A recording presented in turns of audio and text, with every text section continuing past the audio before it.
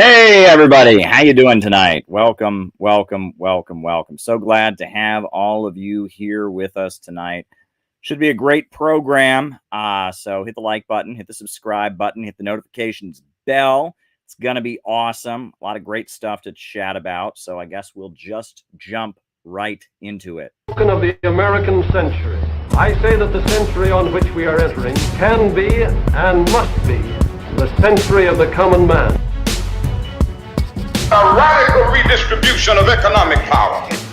I mean, we know that racism is just a byproduct of capitalism. Everything would be all right if everything was put back in the hands of the people. We need a government that will make sure Americans are taken care of and organize the economy to serve the people, not the profits of a wealthy few. We now have the techniques and the resources to get rid of poverty. We got to start getting out there with the people. Get out of the movement and get to the masses. We need a government of action.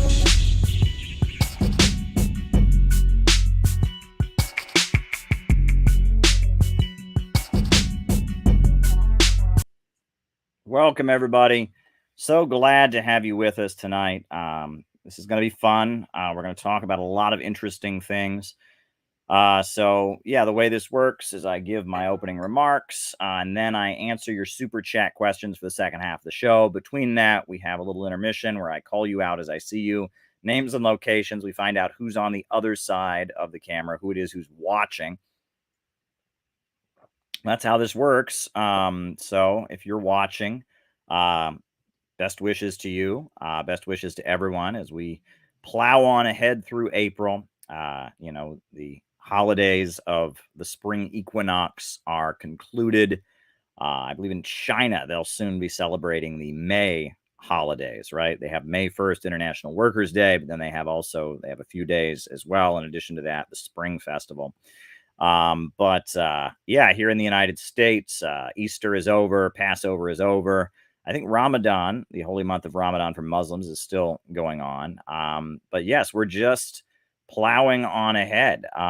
That's how things are going to work. If you have something you want me to talk about in the second half of the show, just shoot me a super chat. That would be good.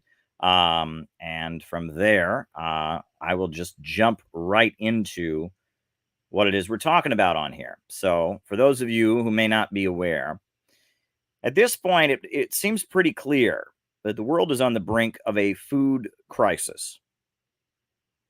The world is on the brink of a food crisis. Now, I didn't make this up. Right? It sounds a little extreme. Well, we have already had Joe Biden warning us at this point about food shortages. I want to read to you what was published in a Russian newspaper yesterday. This was in a daily newspaper in Russia. It said, quote, "The Ukrainian conflict is putting 1.7 billion people around the world at risk of hunger. And the global food price index has reached its historic high as wheat prices rose by 20% in March. 20% increase in the price of wheat. That's like bread. That's what goes into bread. Forecasts say that Ukraine's wheat exports will halve. So the market is going to have to face a shortage of 9.5 million tons of wheat. 9.5 million tons of wheat. Besides, countries may fail to receive wheat from Russia because of delivery and payment issues stemming from political reasons. Now, I've already told you all about the Russian fertilizer that's not going onto the market because of the sanctions imposed on Russia. Russia is a leading producer of fertilizer. But in addition to that, much more closer to home, at this point, we have droughts taking place in Texas, Oklahoma, and Kansas, as well as in Nevada, Oregon, and Montana. There are droughts in all of those states. We're getting ready for a season of wildfires and droughts throughout the country, and there's going to be low crop output in the United States. We are facing up for a man-made famine. That's what the world economy is now getting ready for. A man-made food crisis, a man-made famine. Liberals are now the ones convincing us that we have a stake in ruling class divisions. All right.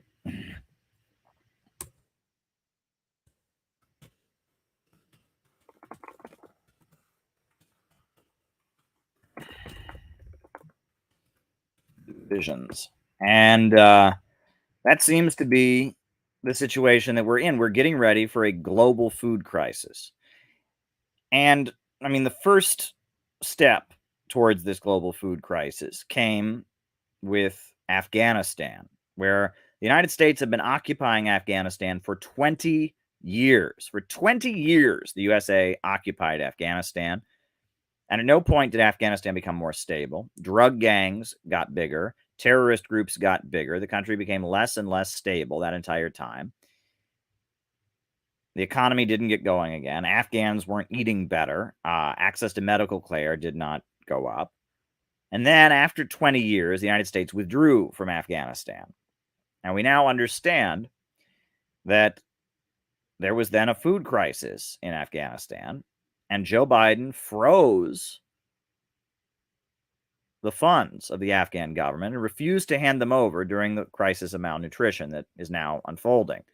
So Joe Biden starved the people of Afghanistan and refused to give the money for food from the Afghan government, refused to give the Afghan government their money back, starved thousands of Afghans to death. And now we're facing a situation where, because of this escalation with Russia, food prices around the world have drastically increased. Sri Lanka has had rioting and instability. And in addition to that, there's already a food crisis on the African continent. In Nigeria in particular, there's been a food crisis. Now countries are not going to get the fertilizer that they need. Ukraine, their agricultural output, wheat, that is, something they produce, the breadbasket, they're not going to be producing it because they're in the middle of a war. And it appears that we're on the brink of a global food crisis. There are going to be food shortages, not just in Eastern Europe, not just in Africa, not just in Asia, but even here in the United States, there's going to be food shortages. There is going to unfold, as a result of the actions of the United States, a global food crisis. That is what is about to happen. Now, you got to ask yourself, imagine that you're somebody who doesn't know what we talk about on these streams. You don't know what we talk about on these streams. You don't know what's really causing the conflict in Ukraine. You don't know about the history of U.S. imperialism. You don't know any of this. But if I said to you, if you didn't know anything I was telling you, if I said to you, do you think fighting Russia is worth millions of people all over the world starving to death? What would you say? What would you say?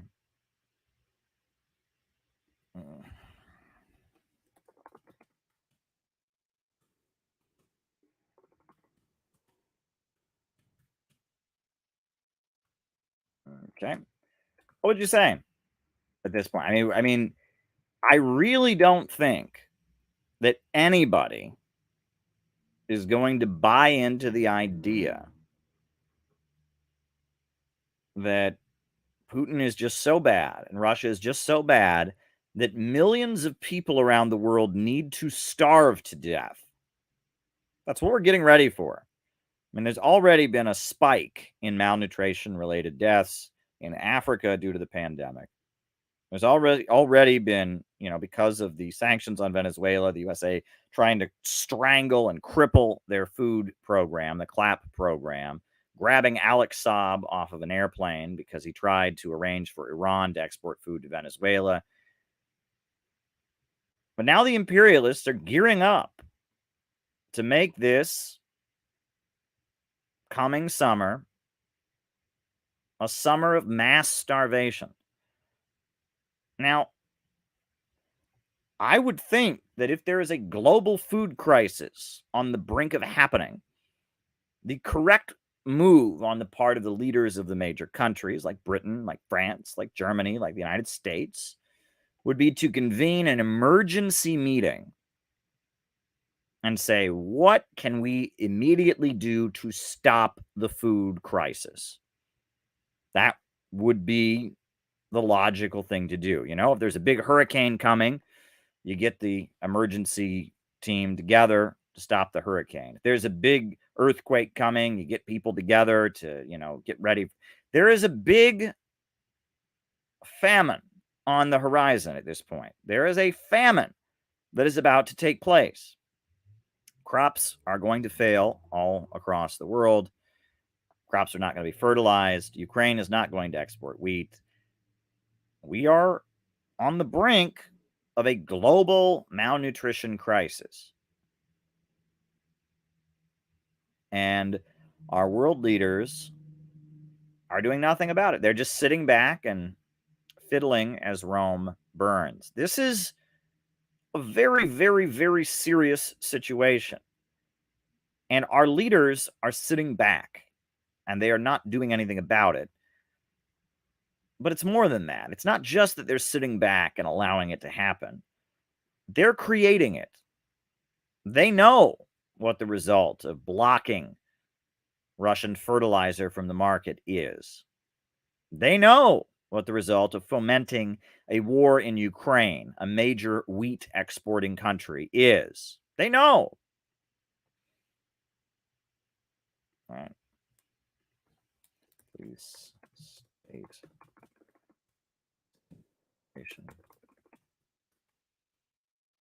These folks know what the results of their actions going to be. Trump runs the next election, will he win?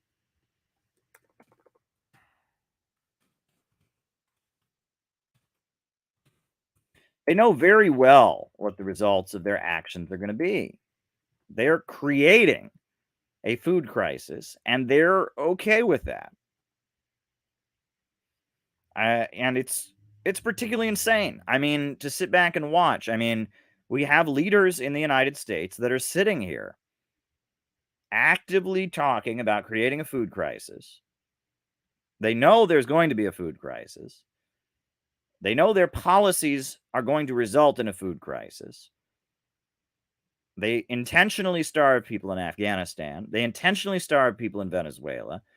They are now taking measures to hurt Russia that they know will result in starving a lot of people not in Russia. They intentionally took measures that provoked a conflict in Ukraine and forced Russia to have to intervene and protect the people of the Donbass regions. They took these measures, and now the results are coming. Is defund the police code for privatize the police.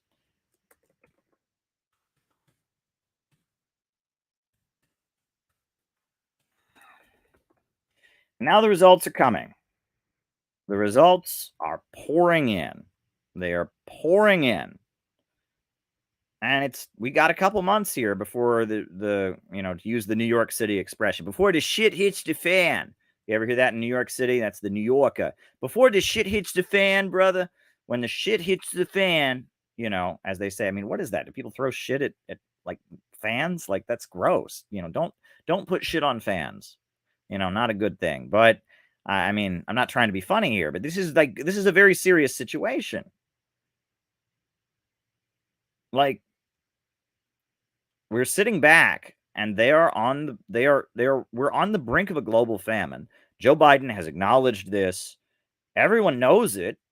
Crops are going to fail. There's major droughts in 6 states at this point.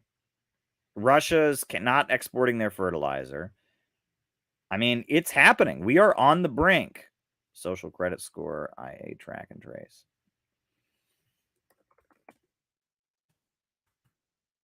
We are on the brink of a man-made famine created by the Wall Street imperialists, created by the United States and their policies, created by the British, created by hostility to Russia.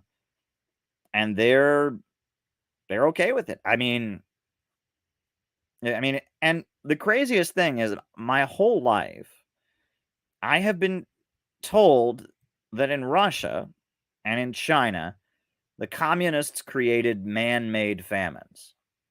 Right? That's what we were all told. It was the communists who created man-made famines. I heard this. I remember And I heard it, I didn't just hear it when I was a kid. When I was a kid, they told me the Soviet Union, they've never accomplished anything. They were just all poor and starving and miserable because communism doesn't work. And they were just so stupid. They didn't realize communism doesn't work. And everyone was poor and starving and miserable the whole time in the Soviet Union. Everyone was just poor and starving and miserable. And then in 1991, they got free. And now, and in the 90s, Russia was so free and happy because capitalism finally came back. And it's like, it's the opposite of the truth. It was under the leadership of the Communist Party that Russia became an industrial superpower. And it wiped out illiteracy, and it industrialized, and it had the world's biggest steel mills and the world's biggest power plants. And I mean, it was like the Soviet Union, rose up from nothing. It invented space travel. It defeated the Nazis. It invented the AK-47 rifle. It invented LED lights. I mean, before the Soviet Union, Russia was an impoverished agrarian country. With the Soviet Union, with Stalin's leadership and his 5-year economic plans, Russia became a modern industrialized country. These are facts. You never know that. It's just, you can't say that because everybody knows communism never worked anywhere. It's like, it's an obvious reality that communism had very dramatic good results for Russia, including raising millions from poverty, industrializing, etc. And no one can ever talk about this. And I've ranted and raved about this for a long time. But one of the narratives that we get is that, well, the way I was taught, I remember I took okay. All right. I took a class in college, the history of modern Europe. And I remember they were talking about the Soviet Union. The only thing this professor showed, this professor, I couldn't believe it. We're talking about the Soviet Union. It's the history of modern Europe from like 1800 up into today. And I mean, no mention of the Spanish Civil War, wasn't relevant. And it was an awful class. I mean, I knew way more history. I was sitting there, and this is like, we're talking 10, 15 years ago. But even then, I knew all kinds of things. But her entire history, the entire history she gave of the Soviet Union was a slide of somebody starving. It was a slide of somebody starving. And she was told, she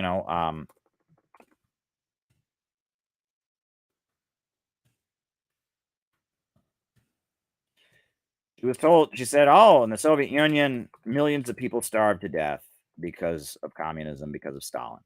And I said, whoa. I said, what about, wiping out illiteracy? What about raising millions of people from poverty? What about all of that? Oh, yeah, but that's not important. It's just, like millions of people starved to death. See, in the Soviet Union, they had a man-made famine. A man-made famine. There was a man-made famine. Stalin was up there in the Kremlin, and he said, my goodness, there's too much food in this country. These Soviet people are eating too much, and it makes me and my evil heart mad. So what shall I do? I, the evil Stalin, shall create a famine, and it shall be my famine, and it shall starve millions of people. That's what I was told. I was taught that in school. And if you go to school in Ukraine, in the regions controlled by these, extremists, the Kiev government, you're going to be told that. And go to school in Britain, you're going to hear that. And it's like, you look into the history, who brought tractors to the Ukrainian countryside? The Soviet Union. Who built the modern farming system of Ukraine? The Soviet Union. Who brought electricity to Ukraine? The Soviet Union. Who brought running water to Ukraine? The Soviet Union. Were there deaths of malnutrition in Ukraine and Moldova and Russia and Belarus before 1917? Yes, all the time. And who ended that? Who created, for the first time in Soviet history, when you didn't have deaths of malnutrition? The Soviet Union. I mean, you can argue, and I mean, there are legit arguments to be made, and I'm not a historian by any means. There are arguments that maybe Soviet policies were not implemented correctly, that the way they went about having private farming with the new economic policy, and then rapidly shifting to collectivizing agriculture, that was done sloppily. and it had consequences. And I'm open to hearing that. You know, there's legit arguments that can be made about that. But the reality is, before the Soviet Union, people died of malnutrition and starvation all the time. And the Soviet Union cured that by building a modern agricultural system. These are facts. And if you cure famines in a country, and there were famines all the time before you came to power, and then you come into power and you cure them. If before people are, you know, plowing their fields with oxen, and when you come in, suddenly they're plowing their fields with modern mechanical tractors, that generally is success. That generally indicates you did a damn good job. But not if you're the Soviet Union. I mean, and it's even wilder because there was a famine and food shortage in 1932 all over the Soviet Union, right? There was a bad harvest in Ukraine, and there were political problems with the kulaks, you know, who said peasant, you know, who were these wealthy peasants who were hoarding their grain, and there was food shortages in Russia, there were food shortages in Moldova, there were food shortages in Belarus, and there were food shortages in Ukraine. But now we're told that not only was this famine caused by communism, and not only does this famine prove that communism can never accomplish anything, but on top of that, they now argue that this famine was somehow an intentional genocide against Ukrainians, right? Not that it was a bad policy that caused the process of building a modern agricultural system to have problems along the way. No. We're told that Stalin was sitting up there and he said, not only shall I intentionally create a famine, but I shall use this famine to wipe out people of a specific ethnicity. And that, again, that doesn't match either. I mean, so there's this whole narrative about man-made famines that does not... All right, sex work. Answered that one before, but I'll answer it again. There's this whole narrative about famines that does not account for all of the huge strides the Soviet Union made. That has it in the man-made famine. There's a man-made famine. Same thing about China, right? I mean, with China, before the Communist Party came in, were there famines? You betcha. There was a famine in 1928, and Edgar Snow walked around and he saw all the starving people, and he said, how is this possible? People were starving because there wasn't a strong central government that could organize relief. People were starving because fields that should have been growing food were growing opium poppies for the British and the drug dealers under the British. And there was a famine in China before the communists came in, and then there was a famine. There was famines all the time in China before the communists came in. There were malnutrition-related deaths in China routinely. As a result of the Opium Wars, where the British came into China and forced China to not have a strong economy, and forced China's economy to basically, not go forward and just basically exist as a captive market for the British Empire. As a result of that, hundreds of thousands, hundreds of millions of people died as a result of economic progress being halted by British domination of China. What is the current purpose of it? All right.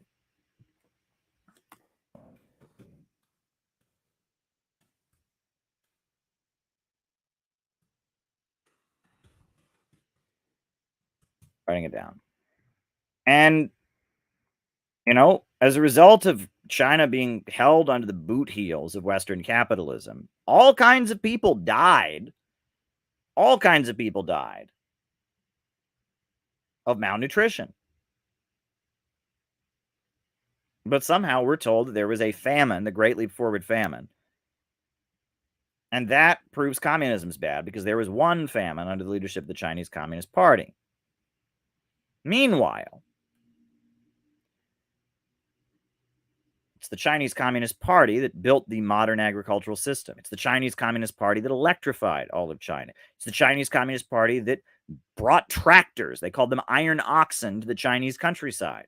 It's the Chinese Communist Party that's made China the second largest economy in the world.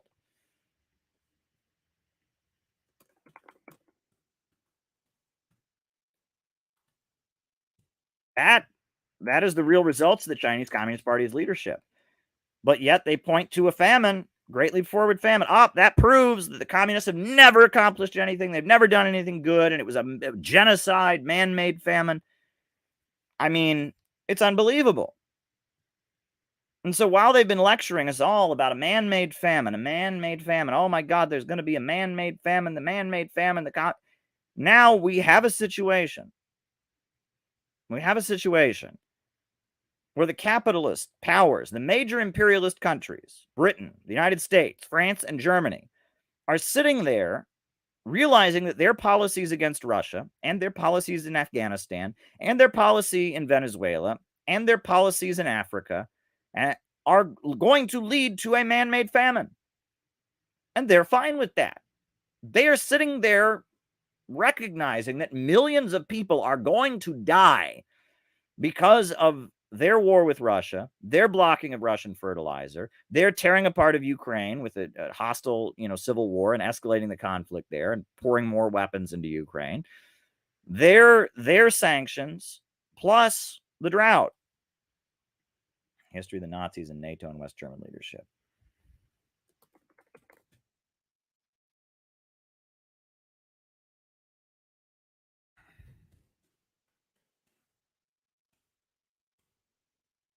And we have a situation where they are on the brink of creating this global food shortage.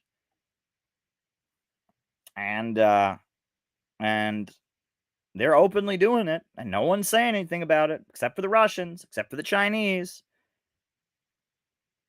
No one's saying anything about it. I mean, it's shocking to me. They are doing exactly what they falsely accused the Soviet government and the Chinese government of doing.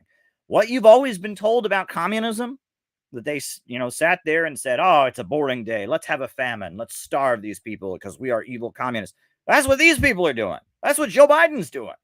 He's sitting there. He's planning a famine. He's openly presiding over a famine. He knows there's going to be a famine. And he's okay with that because he wants to hurt Russia. Now, I mean, if you cannot, this is the most blatant example. You can talk about the hypocrisy of it. And you can talk about how this is very much a power grab. I've used this example many times, but, Mexico has been growing its own food since long before Christopher Columbus showed up.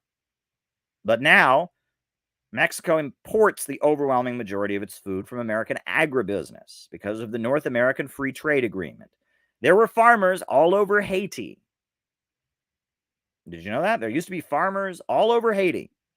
But then the North American Free Trade Agreement came in, and American agribusiness went in there, and now Haitians are not growing their own food. They're importing their food from the United States.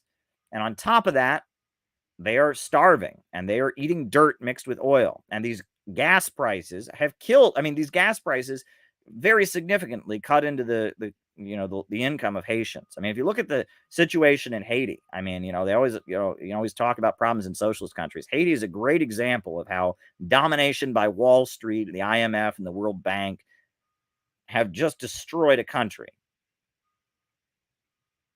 And there you go. This is what they are doing. And when there's a crisis, smaller farmers go under and big agribusiness gets bigger. And that works on a global scale. When there's a global food crisis, American agribusiness giants will benefit and their competitors will be squashed. And that's what they know that they're going to do. And when you prevent Russia from exporting food, why, people are going to have to make it up by buying it from somebody, and they're going to have to buy it from American agribusiness. And when Ukraine is having a big bloody war, and their agricultural output is about half of what it would normally be, well, then people have to buy it from somewhere. They buy it from the United States. And the price goes up because there's higher demand. And it looks like Kellogg's and Kraft and all kinds of American food suppliers are about to make a killing off of killing. They're going to make a killing off of killing. That's very interesting. I didn't realize that, Peter. They're about to make a killing off of fomenting a global food crisis. All right? This is insanity. This is utter insanity. And Russia's going to be fine. because Putin has rebuilt the Russian agricultural system.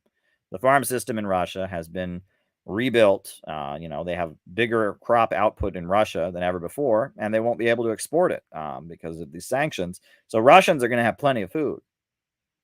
Meanwhile, people all across the world won't. China's going to be okay.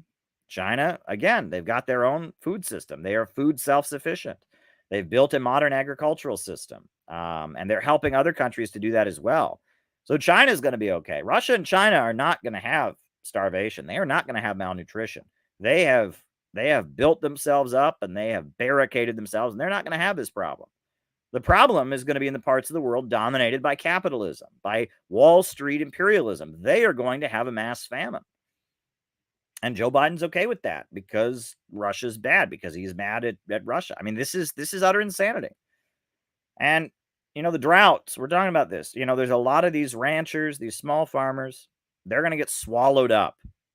And the Democrats have always hated those people, right? You remember that whole thing with the Bundy Ranch and the ranchers in Oregon. The Democrats have always hated those people, right? The Democrats work for the big agricultural companies, Kraft and big agricultural monopolies. They don't work for the small farmers. The small farmers, it's farm populism. You can go back to the 1980s, the farm crisis. The Democrats have always kind of hated the ranchers and the small farmers. They've hated them. They've always hated them. They're too independent. They're hillbillies. They're white trash. They don't like them.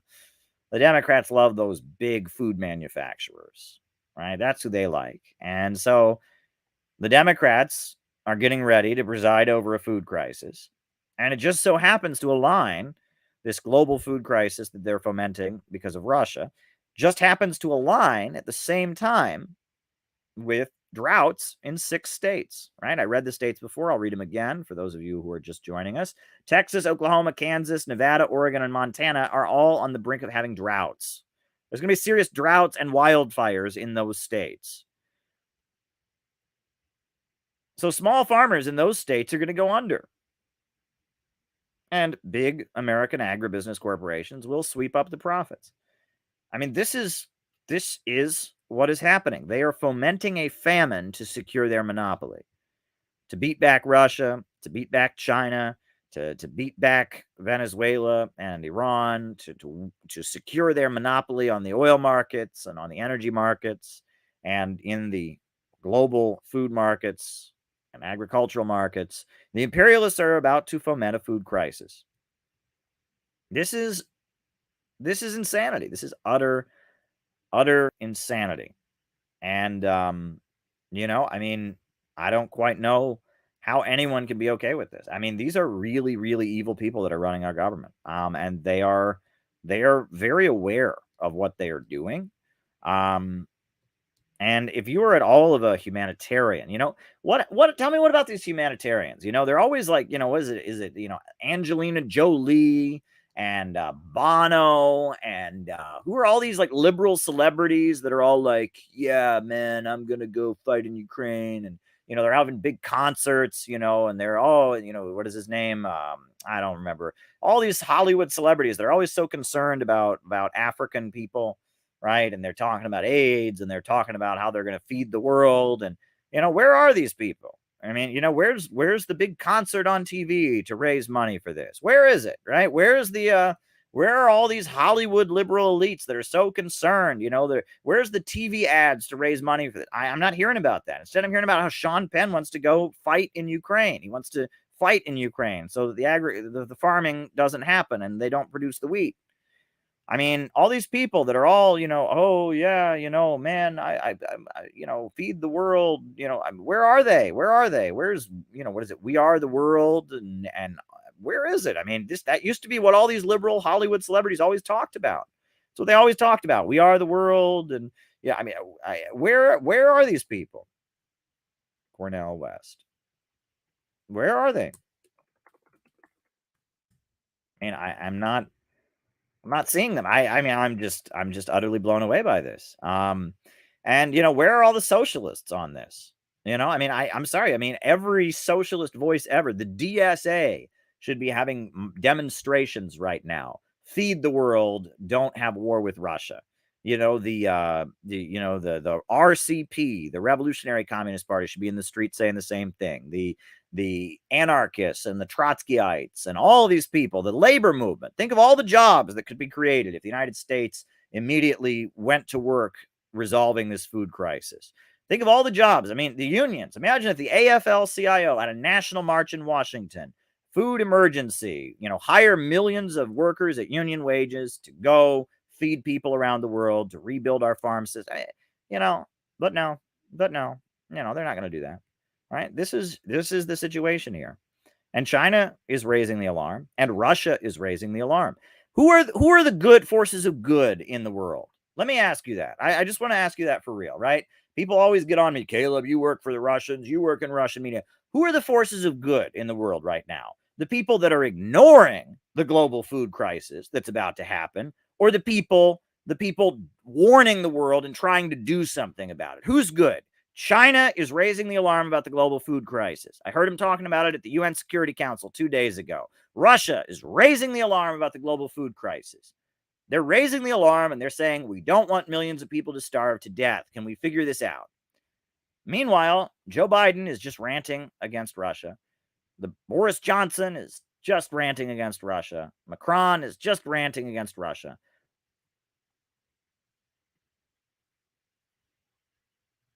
Theories of surplus value. They're just ranting against Russia. And I'm sorry, who is good and who is evil here?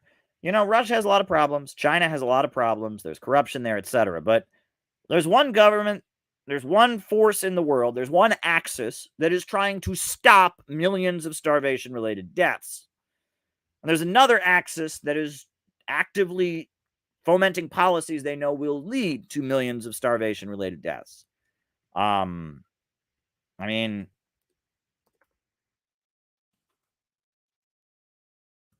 It doesn't take a genius. It doesn't take a mind reader to know what's going on here.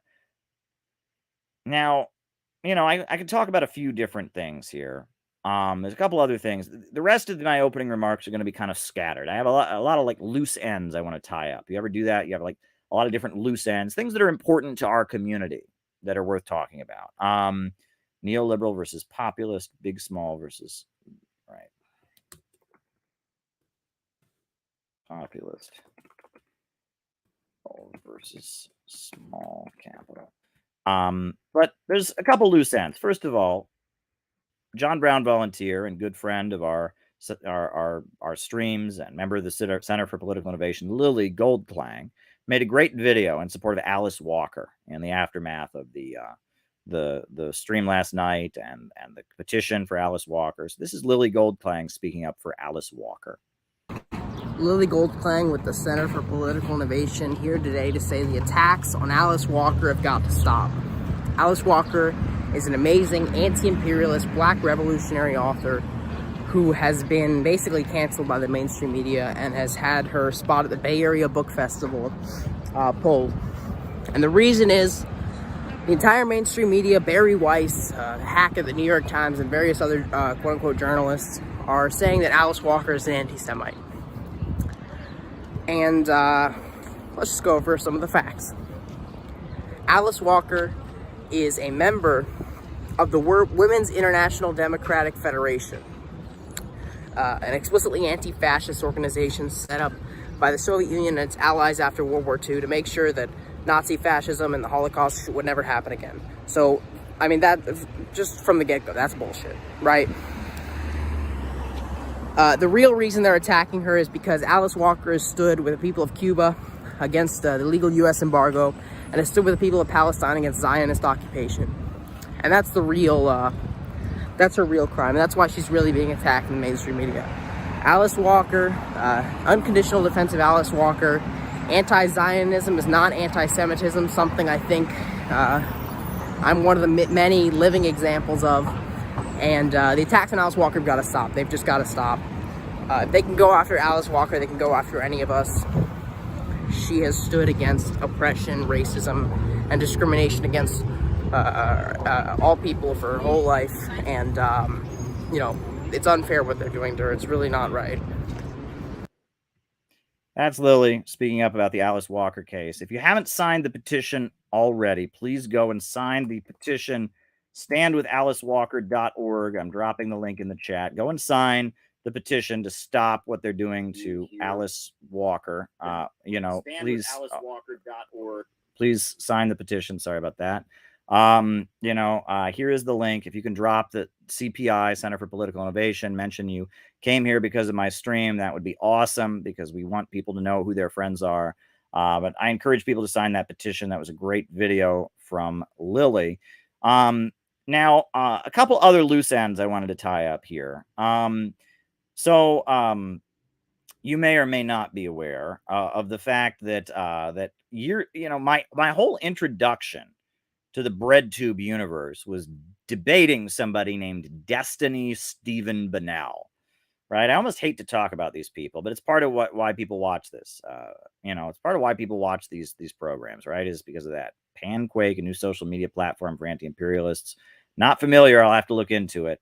I debated Destiny Stephen Bennell. Destiny, the video game player, who's, he's technically not BreadTube because he's not a Marxist or a socialist or an anarchist. He doesn't call himself that, but he's the BreadTube kingmaker. Vosh started out as this freak, who was sending dick pics and stuff on Destiny's stream, who went by Irish Laddie.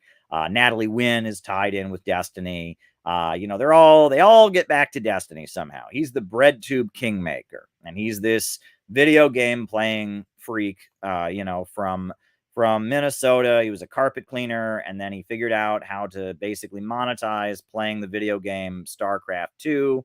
And so that led to Destiny, being this internet game streamer who now debates people on the internet. And he does all kinds of dishonest debating techniques. It's not really about right and wrong with Destiny. It's about intellectual games he plays. When he debated me, he wanted me to provide him with this very complex blueprint, because any complex blueprint you could pick apart. I kept saying I couldn't do that, which is what really annoyed him. And we argued about a lot of different things. So anyway, recently, there was some desire for me to have a rematch with Destiny, right? Destiny wanted to debate me about Ukraine. And so I was like, okay. And then I watched his debate with Haas and with Jackson Hinkle. And I was just like, this is a shit show. This is a complete and utter shit show. There's not a shred of intellectual honesty here. This is a complete, Haas's mic is cutting off, and everything, every fact you bring up, they have some like weird thing.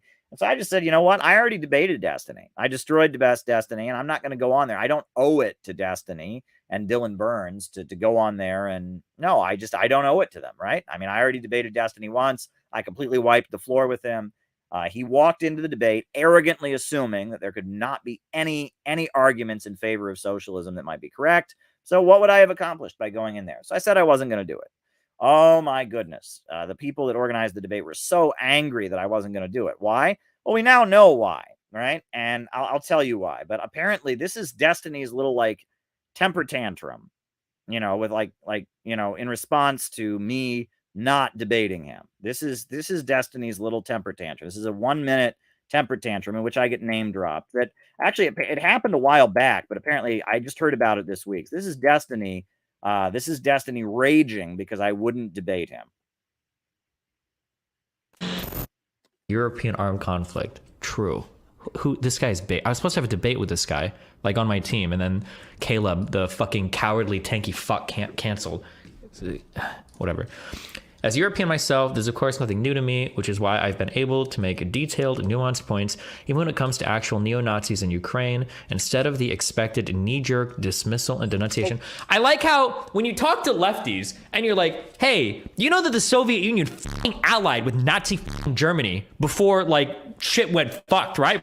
Before Hitler actually attacked. You know that, right? They're like, well, okay, well, technically, the Soviet Union is doing what it had to do at the time, and it was a complicated situation. And then you're like, oh, okay. But then they'll turn around and they'll be like, did you know that the United States of America allied with Nazi Germany after World War II? What do you mean? First of all, what is Nazi Germany after World War II? What do you mean they allied with Nazi Germany after World War II? Well, they took some of the scientists.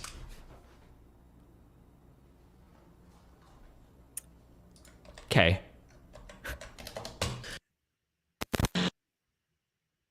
All right, folks.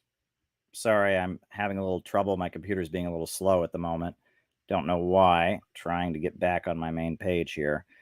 But anyhow, as you just heard, Destiny just said about 10 different lies in that clip. And I don't know, I mean, if he's specifically reacting to something that I said, or I don't quite know where he's coming from there.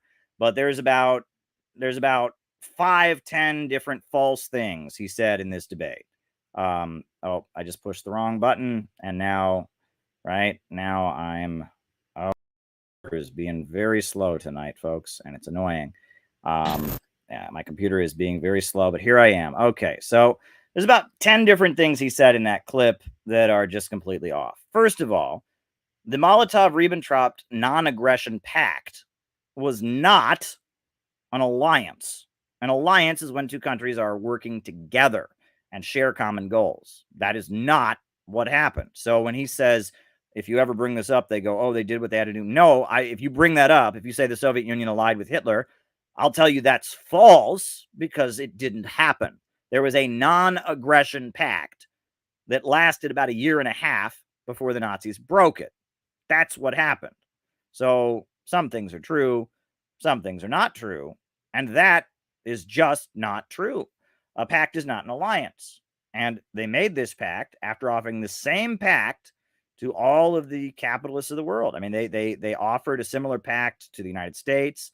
They had temporarily a pact with France that France withdrew from, that France betrayed. And so after France betrayed the pact, at that point, they made it such a pact with the Nazis. And it wasn't an alliance. It was we won't move our army to this side of this line if you don't move your army to this side of this line. So he's just lying there when he says they aligned with Nazi Germany. Right? How does a temporary non-aggression pact cancel out years and years and years of anti-fascist organizing? You know, for years, the Soviet Union built the United Front against fascism and the Popular Front. They organized the Battle of Cable Street against Oswald Mosley, the leader of the British fascists. They sent international brigades to Spain to fight against Franco, who was Hitler's ally. And they organized communists from all over the world to go to Spain. Spain only got aid from Mexico and the Soviet Union. And there were only 2 countries in the world that came to the aid of the Spanish republics, Mexico and the Soviet Union. They sent aid to Spain, and the Spanish Republic was forced to fight Italy and Germany and Franco on their own in this proxy war. I mean, there's many, many examples where you can point to the Soviet Union, the Battle of Stalingrad, 27 million people dying, but none of that matters, he says, because they aligned when they didn't align. So that's just another an idiotic statement he's got in that clip. I mean, he's lying about history, number one. Number two, in that clip, he says that the USA aligned with Nazis after World War II because they got some of their scientists. The fact that the United States, following the Second World War, the United States began aligning with fascists and Nazi sympathizers all over Europe is a well-documented fact. All right. In the Greek Civil War, the United States aligned with fascists against communists. In many countries around the world, in Latin America, the USA backed a number of fascist regimes. The Shah of Iran, the Pahlavi monarchy, had been removed during the Second World War for being Nazi sympathizers. In 1953, the USA staged a coup in Iran and put the Pahlavi Nazi collaborating monarchy back on the throne in Iran because they thought Mossadegh, the Iranian leader, was too sympathetic and too friendly to the Soviet Union. Over and over and over again, the United States aligned with fascists, former Nazis, and Nazi collaborators throughout the Second World War. They didn't get some of their scientists. They got a lot of their intelligence people. The CIA had a whole program, Operation Paperclip. You can talk about in Italy how they worked with the brigades, the fascist brigades, to assassinate communist leaders, to prevent communists from winning the elections. There was a whole thing called the Years of Lead.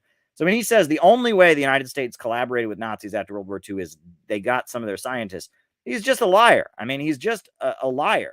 And this is why I didn't want to debate him again, because I had already debated him once. And I knew that everything I just said there, he would interrupt and go, well, that's not, ooh, I can find some way, or you just made that up, or that's a conspiracy theory. And for these people, that's an argument. That's a conspiracy theory as an argument.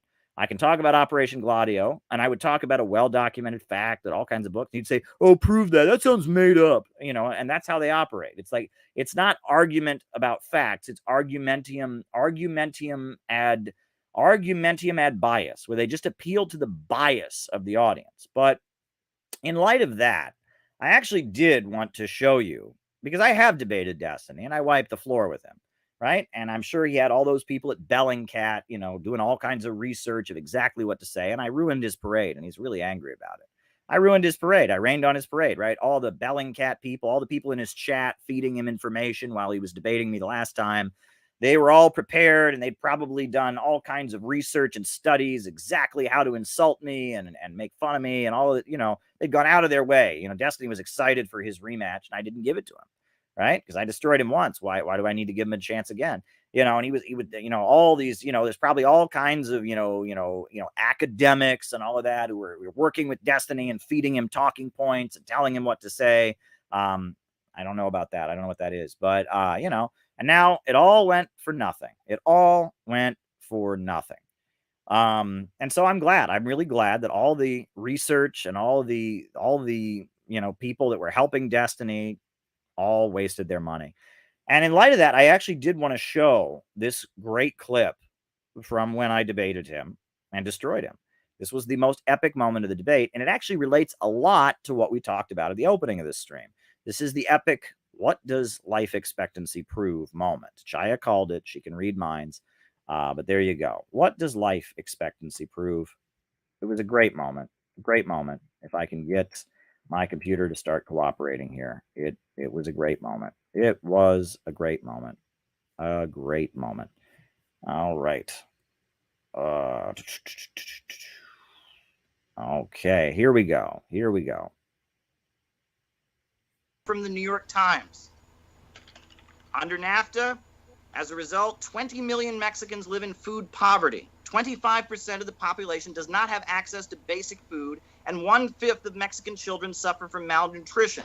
As the U.S. heavily subsidized corn and other staples poured into Mexico, producer prices dropped and small farmers found themselves unable to make a living. Some 2 million people have been forced from their farms, right? Mexico's not producing its own food. It's a captive market. It's importing American food, and it's devastated the country. Mexico is poor, and American agribusiness stays rich. That's capitalism. That's why we had the American Revolution. The British Empire was trying to tell us here in the United States that we couldn't develop our own industries. We had to buy from the British. And as a result, we had a revolution so that we could develop our own economy. And the same thing the British Empire was doing to us, capitalism and the huge multinational corporations are doing around the world, keeping countries like Haiti, countries like Nigeria, countries like India captive markets. And countries are constantly fighting to try and break out of this. And the socialist revolutions of the 20th century, they didn't happen in Western Europe as Marx had predicted. They happened in the developing world because capitalism was keeping these countries as impoverished captive markets without their own industries, without their own economic growth, and keeping them as basically vassals, as dependent states, client states that are impoverished and suffering. And socialism was those countries breaking out, planning their economy, and industrializing. And you'll notice the whole time I was talking there, he's on his computer and he's typing, and there's a team of people somewhere else that are trying to feed him facts. Say this, someone else say that, and there's a whole team of people, right? I'm there by myself in front of my bookshelf. I'm sitting there in front of my bookshelf by myself with like notes that I prepared the day before, right? And he's got like an army of people, the Bellingcat people, other people, and they're sitting there and they're scrambling to feed him information. I'm just sitting there just like a normal guy sitting in front of my bookshelf talking. Because I talked with Kyle Kalinske about this. I don't know. I would love to read where these bizarro anti-NAFTA studies are coming from.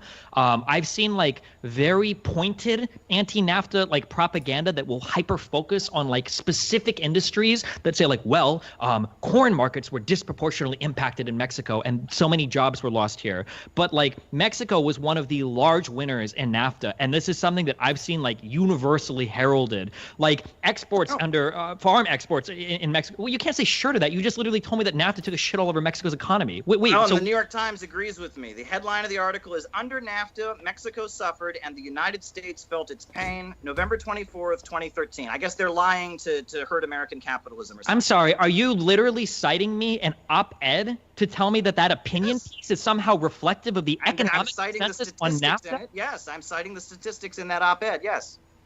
Yeah, I mean, do you see that? So I actually came at him with a New York Times op-ed full of statistics and data proving that NAFTA devastated the economy of Mexico.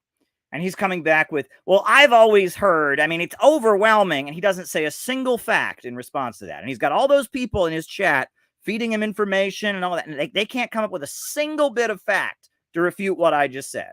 And I'm sitting there and I read him the headline in the New York Times. And basically, for him to say that that's false, he has to say the New York Times is lying.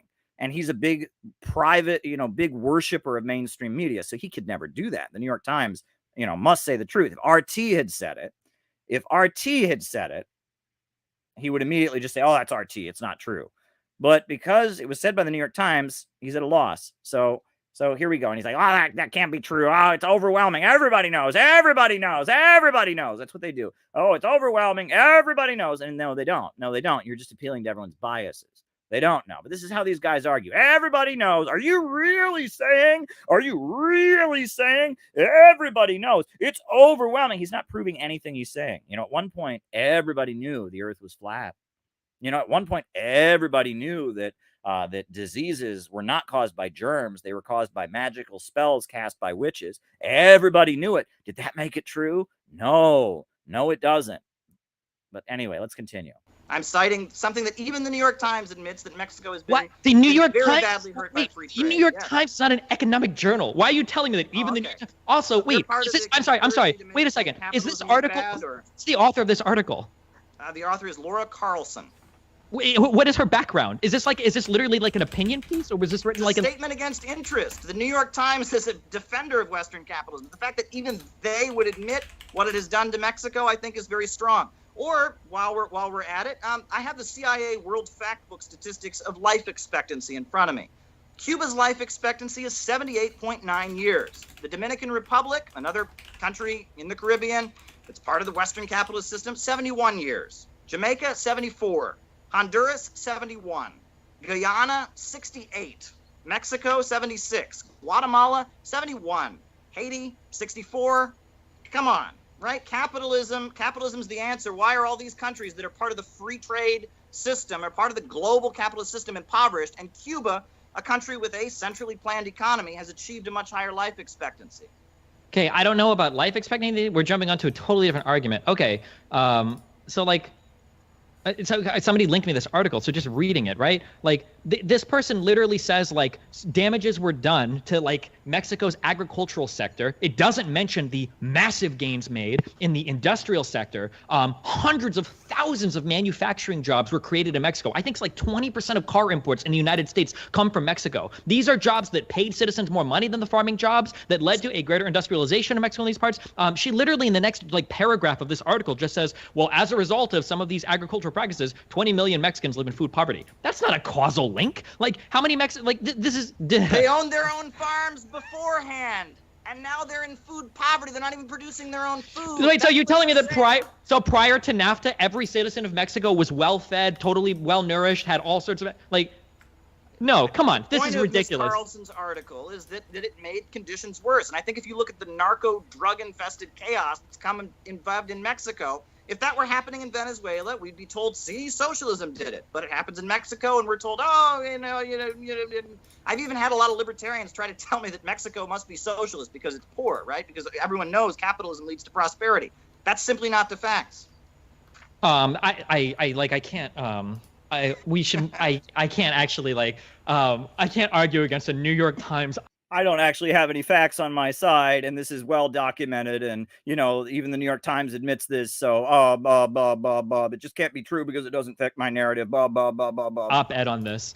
Let's stay away from doing that. If you want, we can dig through because I've read so many that defends the free market system. The New York Times does not defend economic. I don't care what the New York Times says about the economic. Oh, I bet he would care about it if they said something in his interest. Impact. Now, if Krugman or somebody's or Krugman is writing an article or something talking about his position, I'm sure I'm interested in reading that. Or if Borjas is writing something on immigration and he submits an op-ed, but random people writing articles in the New York Times, I'm going to appeal to the wider studies that look at NAFTA's economic impact. Or we can read things from the Council of Foreign Relations, or we can read things that are published in different economic journals to see the actual impact. I'm appealing to a single opinion article on the New York Times. I think that people throughout those sources you listed would agree about the conditions in many of the capitalist countries of the world. I mean, this is the CIA World Factbook. I just read you the life expectancies throughout the countries nearby Cuba and compared them. What? What does that prove? What does life expectancy prove? What does life expectancy prove? Yeah, right. Who cares if people die sooner? I mean, okay. All right. It doesn't matter, right? Life expectancy, who cares about that? Wait, right? What do you think I just asked? Wait, what was the question I just asked? You said, what does life expectancy prove? Okay. Do you think that means I want people to die early? No, but apparently you're saying it doesn't matter how long people live, right? No, what I'm asking you is, what do you think? What I'm asking you is, what do you when you're improving people's life expectancy and their access to healthcare and their quality of life, that's a good thing. But what does it prove? Oh, okay. What does it prove? What I'm saying is that just because you see an increase in life expectancy... We're going around in circles here. Honestly, I don't know if we should keep going. I mean, we're just kind of repeating ourselves. But okay, just as a quick thing, just because life expectancy improves, one, that's not even necessarily reflective of positive underlying things. Yeah, right. People are living way longer than they used to, but it's because of bad things, right? And two, it doesn't necessarily mean you can attribute it solely to an economic organization or a particular government. So, for example, one country might have access to more food than another country. That country might become more obese, and you might see a decrease in their life expectancy. Type 2 diabetes can lead to anywhere from a 7 to 13-year decrease on your lifespan, right? That's right. The problem is that in all the capitalist countries like Haiti, the people are eating so much, they're eating so well in Haiti and in Mexico, and they're eating so well that it's causing them to get diabetes, and they're becoming fat and having heart attacks. That's exactly what it is, Destiny. Everyone knows that, So if you were to compare the life expectancy of two countries like that, this is just one example out of 50 trillion potential hypotheticals. Maybe the increase in immigration to the United States, the lower average life expectancy of, say, African Americans or Hispanic people are keeping the life expectancy of the United States down compared to other socialist countries. Just appealing to one stat and saying, well, the life expectancy in Cuba is higher than the life expectancy in the United States, that doesn't prove anything. So when I ask, well, what does that mean? That stat is totally meaningless. I don't think Cuba's life expectancy is higher than the United States. I think it's pretty close, but I don't think it's higher. I'm reading to you from The Guardian, November 27th, 2016. Quote, Cuba's literacy rate is at 100%, and its life expectancy parallels first world nations, despite limited funding and supplies. The country's ratio of doctors to patients, its proactively community-centered approach to healthcare, has long been the envy of Western countries, not the least the UK. I think that's an example of central planning improving people's lives. Okay. Okay. I don't think so, but I guess it's another argument. I have some questions from chat. I just can't be true. Yeah, that was beautiful. That was very, very special. So yeah, his whole team. What is it? Destiny sat on a wall. Destiny had a great fall. All of Bellingcat's horses and all of the CIA men couldn't help Destiny get back together again. I should be a poet, shouldn't I? But anyway, I wanted to just end the opening remarks by playing a piece of music that I think is very, very important, which is the Shepherd's Hymn. It is a very, very important piece of music, and it's from Beethoven's Sixth Symphony, his Pastoral Symphony. And in Beethoven's Pastoral Symphony, Beethoven, he dedicated the symphony to the peasantry. And the peasantry at that time were rising up against feudalism. You had Thomas Munzer in Germany, the Christian socialist. You had the peasant wars, and you had the peasants throughout Europe that were rising up, and the French Revolution and all of that. And Beethoven dedicated his Sixth Symphony to the peasantry. And there's one particular song, piece, I guess, that stands out in the Sixth Symphony, a section of it called the Shepherd's Hymn. This is actually a youth orchestra performing the Shepherd's Hymn of Beethoven. So here we go. Right?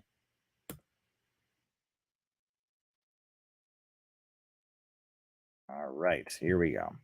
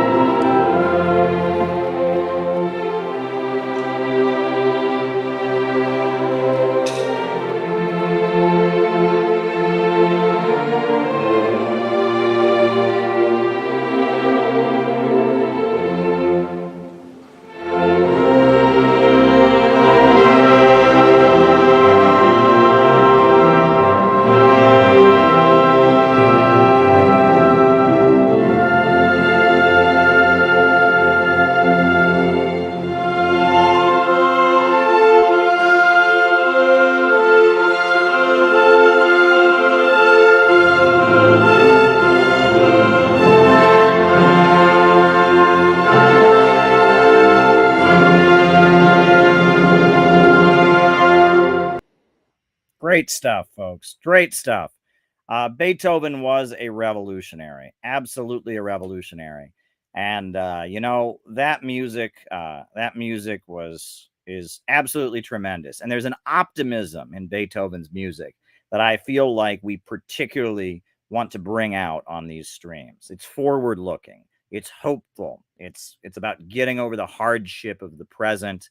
It's about challenging the powers that be, sticking up for truth. Beethoven's music is especially important. And I've told you all on my streams that I begin every morning by waking up to either Beethoven, Bach, or Mozart. And I go to sleep every night by listening to either Beethoven, Bach, or Mozart. I do that because this is the music of reason. This is the music of the triumph over feudalism. This is the music of the march forward of history. And there's a reason that all over the world, in North Korea, I know this for a fact, they play that music. And in China, they play that music. And in Africa, they play that music. And in Latin America and Venezuela, they have a program where all kinds of kids have gotten their own instruments and learned to play that music because of socialism. And it's very important to have music from different cultures, jazz and salsa music, and the music of different cultures, rock and roll. I'm not against rock and roll music. I'm not against, but this music that arose as Europe was throwing off the shackles of feudalism. You had the triumph of reason. You had the revolutionary movements that gave birth to the Marxists and the working class. That music has a particular beautiful optimism in it, right? When you listen to that music, you're hearing the French Revolution. You're hearing Marx and Engels writing the Communist Manifesto. You're hearing the peasantry and Thomas Muntzer. You're hearing the march forward of history. And it's worth noting that Beethoven had African heritage. Many people don't know about this, but Beethoven, some of his ancestors were Moors from North Africa. So Beethoven, he was not a white European in a lot of ways. He had a significant amount of African heritage, and so that's worth noting as well. I just wanted to play that piece of music. And, my feeling is that if you're ever going to have a public event, there needs to be music there. I try to have communist folk music where we get everyone singing together. My good friend, the folk musician, Paul, he played at the Saxton event we did last year. He did a great job. At our recent event, we had Daniel Sajadi, an Iranian young man who played the classical piano, played some beautiful stuff. That was really tremendous. And I think it's really important to have music at your events. Very, very important to have music at your events. And it really just adds something special. I guess it was kind of a free-for-all tonight. We talked about the food crisis. We talked about how evil the Malthusians are. We talked about the lies regarding the man-made famines in the Soviet Union and how they're actually making a man-made famine. We heard Lily's great message about Alice Walker. I urged people to sign the petition to support Alice Walker, the great anti-imperialist who stood up for Cuba, stood up for Palestine. And on top of that, we now just had some great, we went over the Destiny controversy, and we had some great classical music we just heard there. And so now, folks, I'm going to drop, I do want to mention before we open up and do our names and locations, I do want to ask folks, if you haven't signed up on Patreon, at this point, a lot of things with me are up in the air. So if you can, we got Patreon here, you want to become part of the Patreon community, I just dropped the link in there. And now, names and locations, folks, names and locations. I will call you out as I see you. Names and locations. Who's with us tonight? Names and locations. I will call you out as I see you. Who is with us? Who is with us tonight? Who's with us? Names and locations. I will call you out as I see you. I'm just waiting. They'll all come at once. It's like burst. It's annoying, right? So we got Vegas, Rees from Adelaide, Australia, Micah in Las Vegas, St. David's, Bermuda, Bill in Maryland, Ryan in Oakland, Chaya in Montreal, Theo in Pennsylvania, Springfield, Missouri, Mike in North Carolina, Don D in NYC, Mike Martinez in Miami, Shout out to you, Mike. JT24 in Mississippi. Los Angeles. Bill in Seattle. Allie in Toronto. Patrick in Florida. Hiram from PNW. I don't know what PNW is. Alan in Chicago. Gavin Lockhart in Illinois. Galesburg. Dan from Pasadena. Yeah, there we go. Joseph. Deb in Mexico. Welcome, Deb. Welcome. We got Tom Jode, California. We got Syracuse. We got Vancouver. Isaac in Vancouver. We got Tim in La Junta. We got Ben in Illinois. We got Balthazar in Oakland. New Jersey. We got CPI Seattle. We got Arturo in Alaska. Tristan in Maryland. Go subscribe to Tristan's channel. Parasocialite. Great stuff. Go check it out. Christian from north of Paramus. Welcome, Christian. We got Pacific Northwest is what PNW stands for. We got Kieran from San Diego. We got David Rennie in Hamilton, Canada. We got Marissa from Washington State. Shout out to you, Marissa. Welcome. All right. We got Robert from Hawaii with his North Korean flag there. Shout out to you, Robert from Hawaii. All right. We got others with us. Wow. We got Kieran from San Diego. We got Rachel in Brooklyn. Welcome, Rachel in Brooklyn. We got St. Louis, Bradley Wasser in St. Louis. We got Tony from the Oregon coast. High level, Alberta, Canada. Good stuff, folks. Good stuff. Great to have you all with us. Be sure to hit that like button. Be sure to hit the subscribe button. Be sure to hit the notifications bell.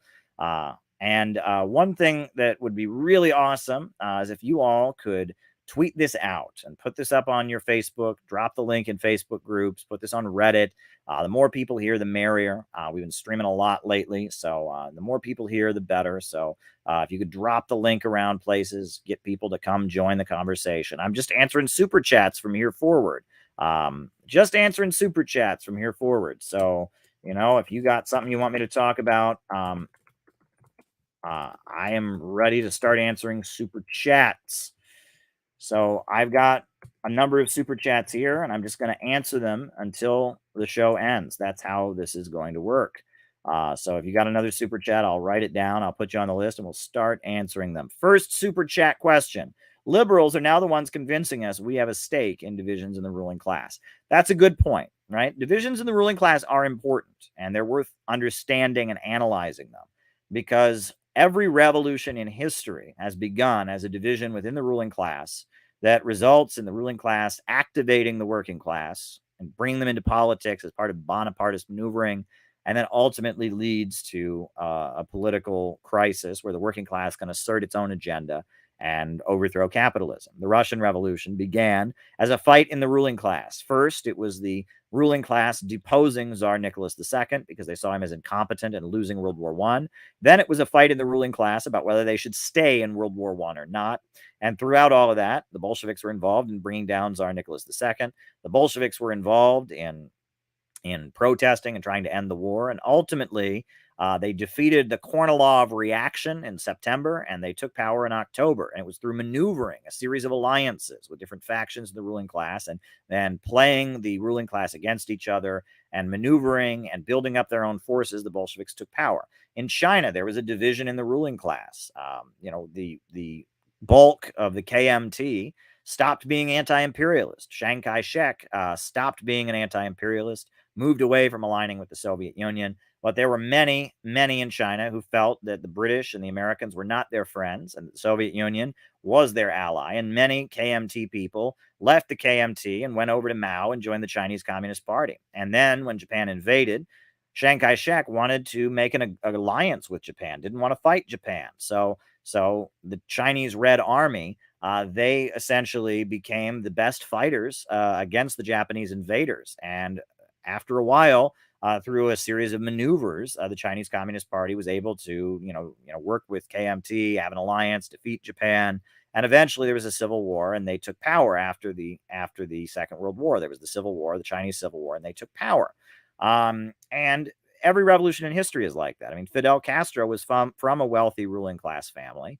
But Batista was very, very corrupt and was hurting Cuba. And so there were divisions in the ruling class. And ultimately, Fidel Castro was able to maneuver with his July 26th movement and create a situation where they could take power.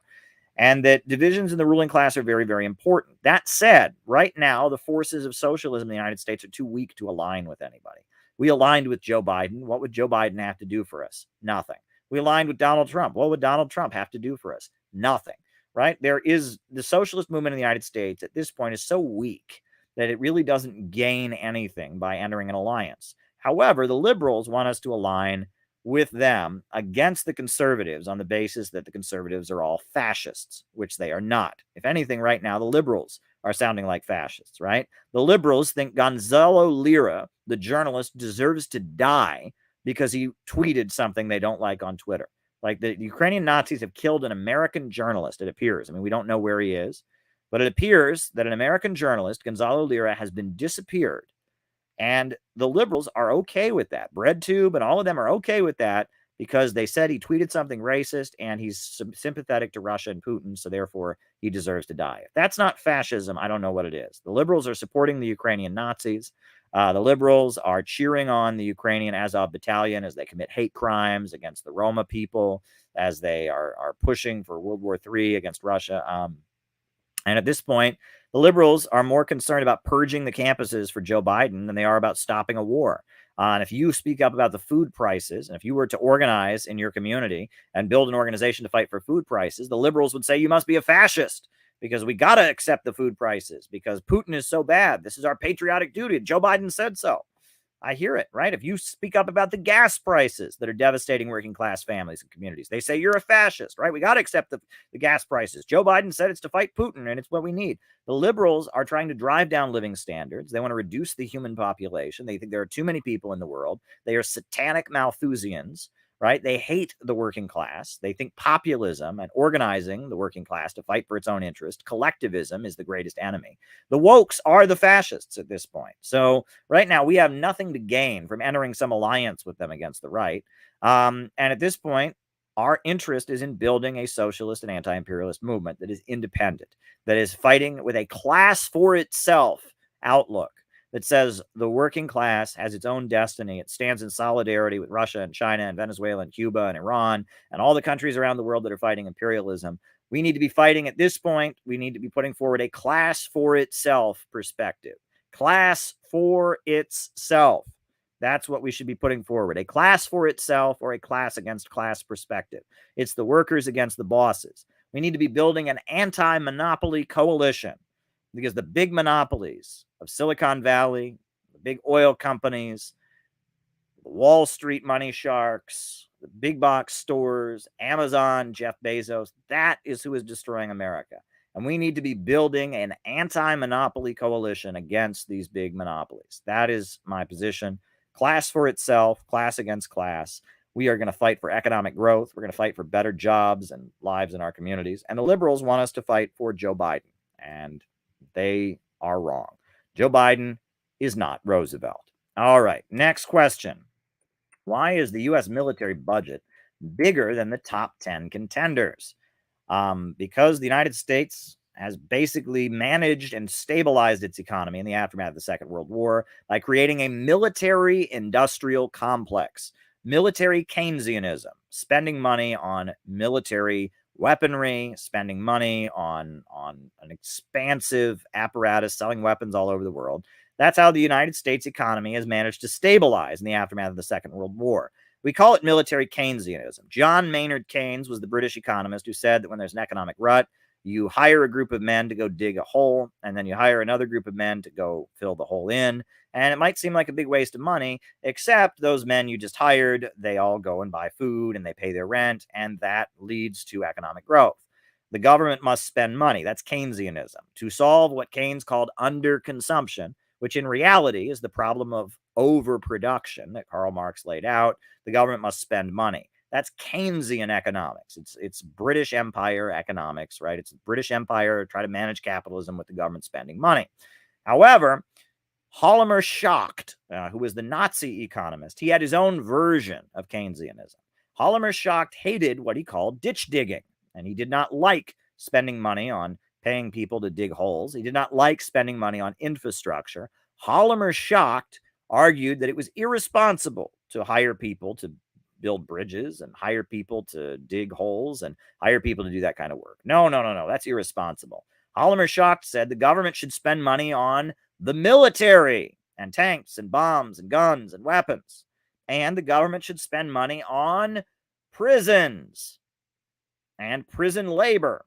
And so Hollimer Schacht, the economist of Nazi Germany, who was in favor of the government spending money, but didn't like it when they gave it to ordinary working people because that's too nice, that's too kind, instead set up an economy based on destruction, military spending, and a prison industrial complex. And that's what we have in the United States. We have Schachtian economics. We have a military industrial complex that was built during the 1950s in the aftermath of the Second World War. And then starting in the 80s, we built a prison industrial complex, and we subsidize what the prison industrial complex mainly does. It's not just about private prison corporations. The main value that the prison industrial complex had in Nazi Germany and has in the United States is it is a cheap labor source. That's basically what it is. It's a subsidy for corporations because it provides them with a cheap labor source. A lot of people work in call centers these days. I worked in many call centers when I was fresh out of college. I worked at a place that sold DirecTV to people. I worked at a charity that raised money for people. I worked at all kinds of call centers. Well, now, a lot of times they set up call centers in prisons. And in prisons, they don't have to pay them the minimum wage. Right? Myth of capitalist prosperity due to post-World War II. All right.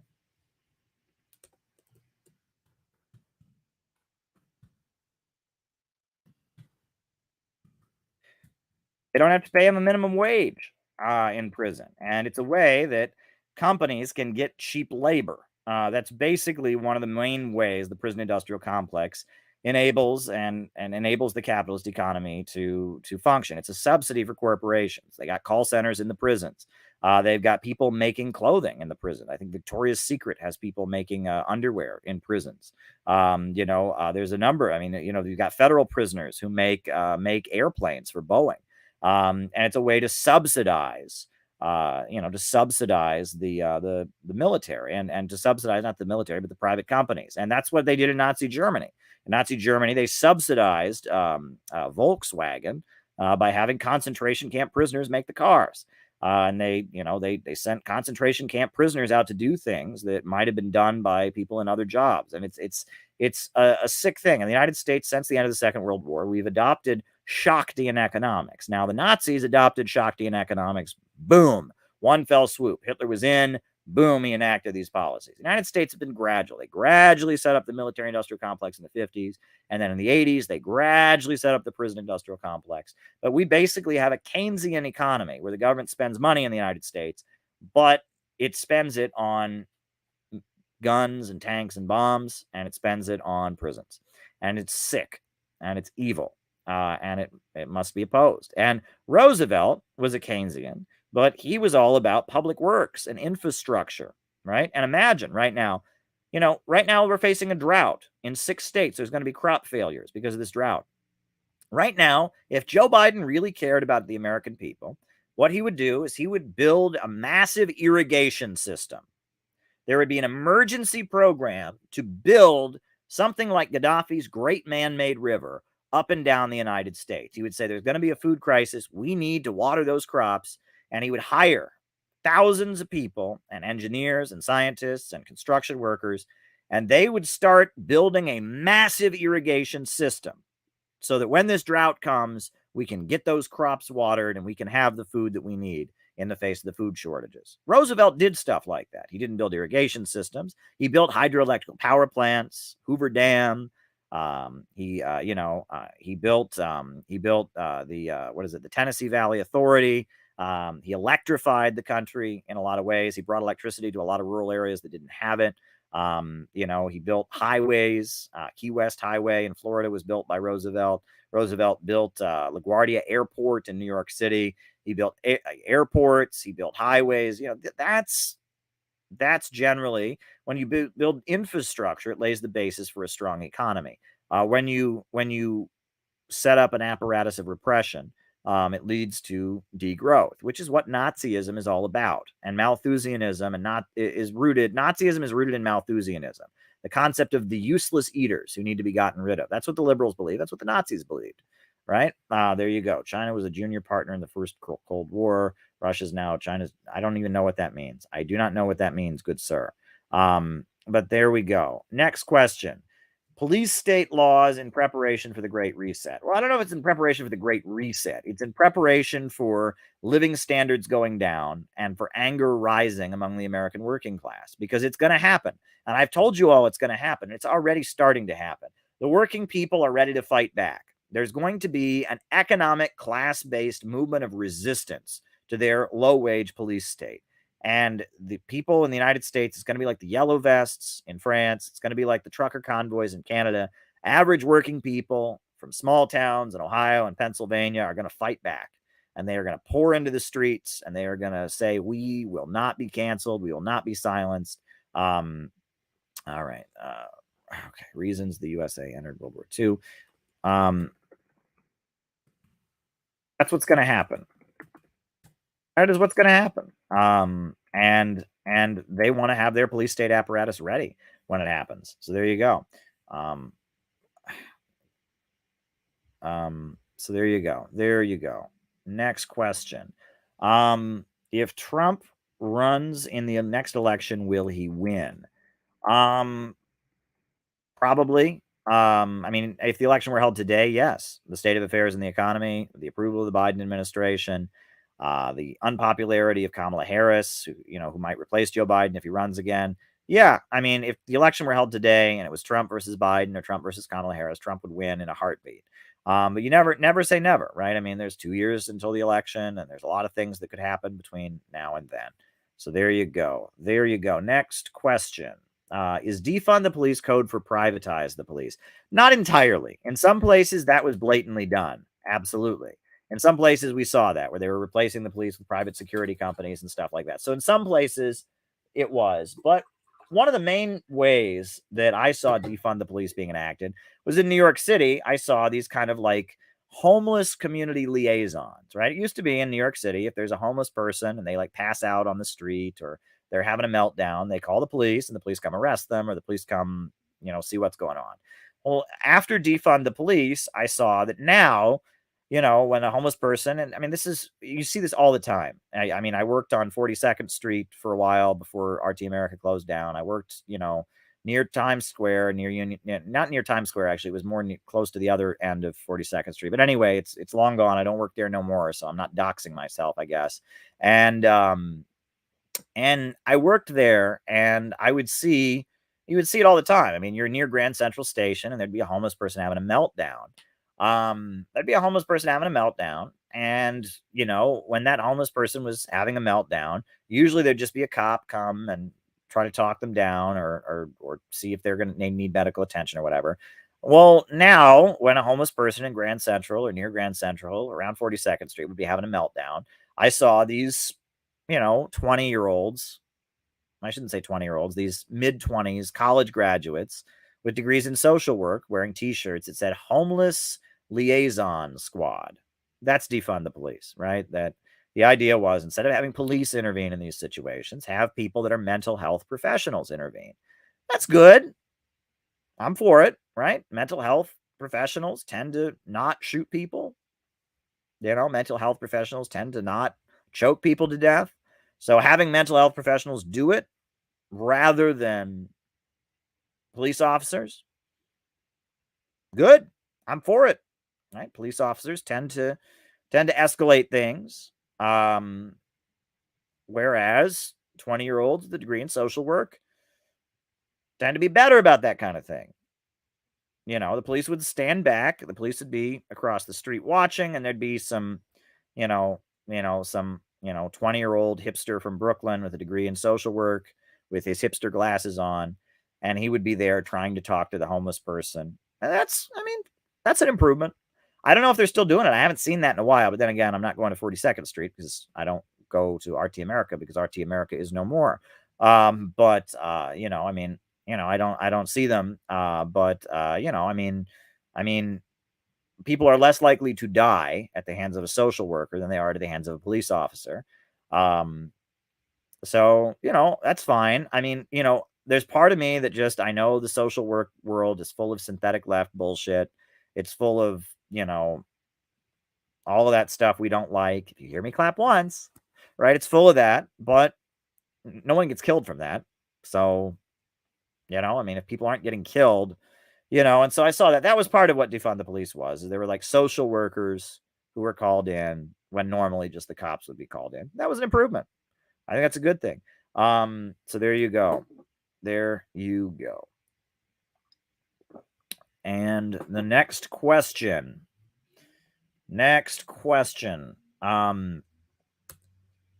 Social credit scores. Well, in China, the social credit scores, the social credit system, is basically a way of enforcing the law. Basically, the Chinese government has no way of collecting fines. When people break the law, they get fined. And the Chinese government has no way of forcing them to pay. So if you mark it on their social credit score and they can't book a flight or they can't get on a train until they pay their fine, then they pay back their fine. And the social credit system was a mechanism. It's not what we're told in the United States, where the cameras are watching you, and if you buy too much alcohol, your score goes up. That's bullshit. That's not what it is, right? And that there's a lot of the stuff in American media about it. That's not what it is. It's mainly a mechanism for the central government of China enforcing the law and also keeping provinces in line, because there's a lot of cases where people will have more loyalty to their local province, their local city, than to the federal government. It's a way the federal government can keep everyone in China, on the same page. It's not, again, it's not what you've been told. So there you go. The Great Leap Forward, mistake, mixed bag. Well, it was an example of economic mismanagement. The primary problem they had in the Great Leap Forward was misreporting. People were reporting results of their economic output that were not accurate. So the central government would make decisions like, we're going to send this much wheat here and this much grain here. And then the grain would show up and it wasn't the amount that they had been promised. And that was the main problem, was that China had been given a lot of aid from the Soviet Union. The Soviet Union had helped them build their modern agricultural system, but it was still just the beginning of it. I mean, they hadn't built their modern agricultural system yet. I mean, the first tractors were coming into China, and then in 1961, the Soviet Union very abruptly pulled out its aid. Khrushchev and Mao had their falling out, and then all their aid was pulled out. And so Mao said, all right, we're going to plow ahead with our socialist industrialization. And it had some big problems. And so they stopped it. One of the most blatant examples of lying about the Great Leap Forward that I've ever seen. Well, there's two really blatant examples of lies about the Great Leap Forward. One, there's a book called Mao's Great Famine, and it's a book about the Great Leap Forward. And on the cover of the book, it has this very sad photo of a Chinese child starving to death. Well, here's the thing. That photo is not from the Great Leap Forward. That photo was from Time Life magazine in 1946, before the Chinese Communist Party ever took power. And that's provable. So the photo on the cover of the book is a big fat fucking lie. It's not from the Great Leap Forward. Now, if they're willing to lie that blatantly, they're going to put a picture of a starving child on the cover of a book that's not even from the famine that they talked about.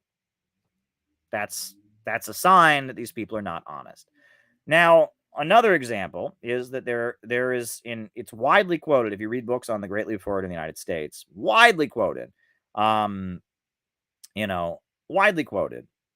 There is something called, there's this quote from Mao where, supposedly, there was the Great Leap Forward famine was happening, and Mao was just so maniacally evil and so dedicated to his communism. He said, half of China may have to die, that doesn't matter as long as my policies are being implemented. Even if half of China has to die, I'm going to keep my policies in there. That sounds pretty evil, doesn't it? Mao is so committed to his communism that he's willing to kill half of China. Look at the context of the quote. Mao's saying the exact opposite. He's trying to end the Great Leap Forward, and he's saying if we don't change our policies, half of China may have to die. So the quote is a complete fabrication. It's a complete lie. Mao is saying to his supporters, we got to change the policies now, because if we don't, half of China might have to die. So he's saying the exact opposite, right? And the fact that they would lie that blatantly, they would say that Mao wanted to kill half of China. These are liars, right? Look at how dishonest they are about me. Look at how dishonest they are about Alice Walker, right? They do the same thing to Mao. They do the same thing to Stalin, right? Mao didn't say he wanted to kill half of China. He said, we got to change or half of China might die. And they brought an end to the Great Leap Forward. They brought an end to those policies that weren't working. And you can argue that there was mismanagement. And you can argue, I mean, that's a fair point. But who cured China of having big famines all the time? Was there mass famines before the communists? Yes. Did the communists bring it to an end? Yes. So why do you blame the communists for something that happened before they came in all the time that they cured? I mean, it's not logical. I mean, it's just absolutely not logical. And it just shows that, again, is there room for criticism here? Sure, there's room for criticism of these policies, but some things are true and some things are not. The Chinese Communist Party did not bring starvation to China. Starvation was all over China, and the Chinese Communist Party brought it to an end. Why are there so many leftist tendencies where the right is definitive? Thanks. Why are there so many leftist tendencies as the left is definitive, or the right is definitive? All right. I don't actually think that's the case, but we'll get to that when I answer the question. There you go. All righty. All right. Sex work. I'm just going to briefly say what I've always said about that. I am not opposed to sex work. If there are women who want to do that and are not being compelled to do that, are not doing it against their will, that is their business. I don't want them to be arrested for it. That said, going around advocating for sex work is not something communists should be doing, because for the majority of the people in the world who are involved in that, it is not an empowering experience. It is not an expression of their feminism. It is human trafficking. It is pimps. It is brothels. It is one of the most ugly forms of human slavery that exists. And so if you go into a working class community, and especially into an immigrant community, and you go around saying, I advocate sex work, you come off as very, very insensitive. So on the one hand, we should favor decriminalization and the, people being imprisoned for that, and the stigmatization and the way that women who do that are treated. But at the same time, we should not go around acting like that is the kind of issue that we should organize. We should organize around class struggle issues, and we should organize for a world where there is no economic compulsion, no compulsion of any kind, whether it's economic or otherwise, for people to engage in that kind of activity. That's the idea. The idea is to create a world where no one is ever economically compelled or otherwise compelled to engage in that kind of activity. I think that's the idea, right? And that I mean, I don't know what more to say about that.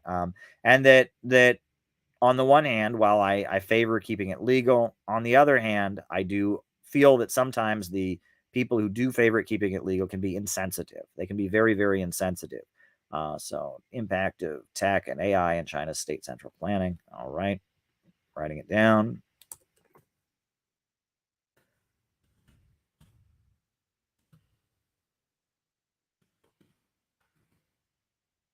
Planning. Very good. Very, very good. I think there's something else I want to take care of. What's the next super chat question? The next super chat question. What is the purpose of AOC, Bernie, and the squad? So funny. AOC, Bernie, and the squad, right? It sounds like there was a joke when I was a kid. There was a joke. What was it? I think there was a joke when I was a kid, right? And I forget how it goes. I don't actually remember the joke, but it was just something about what was it? It was like I don't remember. I don't even want to say it on here. Maybe it might be offensive. So I just remembered one of it might be offensive. So so there you go. But anyway, so there's that. But all right. So what is the purpose of AOC, Bernie, and the squad? The purpose of AOC, Bernie, and the squad, I think, more than anything, originally the purpose of AOC, Bernie, and the squad was to get the Democratic base fired up. That was the purpose. It was about giving people who are Democrats something to believe in. People that are supporters of the Democratic Party overwhelmingly favor Medicare for all. People who support the Democratic Party overwhelmingly favor, the creation of free college, and that social democratic policies are what rank and file Democrats believe in. However, Hillary Clinton, Joe Biden, Kamala Harris, these kinds of people don't actually believe in that. And because they don't actually believe in that, you have a situation where, because they don't actually believe in that, they are basically going to, create policies that are not favorable to rank and file Democrats. So they have to have a section of the Democratic Party that can give people something to vote for, something they can believe in. And that was originally the idea of Bernie, AOC, and the squad. The problem is Bernie, AOC, and the squad haven't done a very good job of doing that. Now, there's still a chunk of DSA people and like Young Turks and others that are trying to generate the idea that these people are that. But if you look at the way they conduct themselves, they're sounding more and more like regular Democrats. Now, Bernie Sanders uses his podium to say good and important things. But other than that, most of the squad are just standard. I mean, AOC is pretty standard. They're all pretty standard. So it's going to be hard for them to play that role again, because it's not something that they can believe in. So there you go. There you go. All right. Next question. Do you see the USA going more economically left? As there are divisions in the ruling class, generally the way that Bonapartist maneuvering goes is that the faction of the ruling class that is maneuvering toward power likes to take economic measures to benefit the people aligned with them. And that's how they build up their alliance. So I would expect that factions of the ruling class that are fighting with each other will start engaging in government activities that will benefit, their allies. That is likely to happen. Right now, the right wing likes to pretend they believe in total free markets, but I think give it time, it'll be more a battle of constituencies. The right wing want to hand out goods to their cronies. The left wing want to hand out goods to their cronies. And that the what people call the crony capitalism, all capitalism is crony capitalism. But in a time of economic crisis, what you can call crony capitalism, government handing out the goods and services, that escalates generally because people aren't getting it from the regular economy. And so there you go. Nazis in NATO and West German leadership. Well, I mean, you can read about Operation Paperclip. You can read about the Gehlen organization, which was the Nazi intelligence unit that was recruited into the CIA. That was one of the first CIA activities, was kind of getting all these former Nazi intelligence people rounded up, and that was going on. Yeah, there's many examples of former Nazis and Nazis working with the CIA around the world. I touched on that in my kind of rebuttal to Destiny. I talked about how, in Greece, the USA was aligned with former fascists and former Nazi collaborators. In Iran, the USA toppled the government of Mossadegh and replaced him with the Shah, the Pahlavi monarchy. The Pahlavi monarchy had been removed during World War II because they'd been aligned with the Nazis. There are many examples. In Italy, the U.S. government, in Operation Gladio, was arming fascist groups. So many, many examples. All right, next question. Cornell West. I like Cornell West. I've met Cornell West before. He's a great guy in many, many ways. And he's in DSA, and he tends to hang out with a more moderate crowd, but he's not afraid to call out the Democrats. He did great activism around stop and frisk. I know people who were arrested and went to jail with Cornell West as part of the stop and frisk protests that went on, like during the Occupy Wall Street movement. There was kind of this anti-racist, mobilization called Stop and Frisk, where it was Cornell West and his allies and the Revolutionary Communist Party and their allies and a number of other forces. They were mobilizing against the NYPD's policy of stop and frisk, where they would search people randomly for weapons on the street without a warrant or anything. They just say, hey, you, stop, and they would search you for weapons. It was an unbelievable policy. And so Cornell West mobilized around that. A number of his supporters actually went on trial. There was a trial, the stop and frisk trial. I remember while that was going on. I was in the courtroom for some of that. And that was an important struggle. And I look up to Cornell West in a lot of ways. I don't agree with him about everything, and he doesn't agree with me about everything, but he's generally a progressive. He's an anti-imperialist. He's much more anti-war than most of DSA. He's much more critical of the Democratic Party than most of DSA is. I have a positive feeling about Cornell West. I think highly of him. All right. Next question. Theories of Surplus Value. That's the book. It's considered volume 4 of Capital. It's Marx's notebooks. It was compiled after he died, And it's Marx's notebooks where he's critiquing other economists. He's talking about the physiocrats. He's talking about Ricardo. He's talking about Adam Smith. He's talking about Robert Malthus. And it's Marx critiquing the other economists. And basically, Marx didn't invent the theory, the idea, the labor theory of value, that wealth is created by labor. Marx didn't invent that. Adam Smith said that, and there was a pope. I think one of the Catholic popes said it. But Marx is, arguing. So how have people interpreted the concept of labor creating wealth? Where did this come from? And the physiocrats thought that it was not labor that created wealth. It was actually the physical value. It was like gold just had a natural value. Coal just had natural value. Wood just had natural value.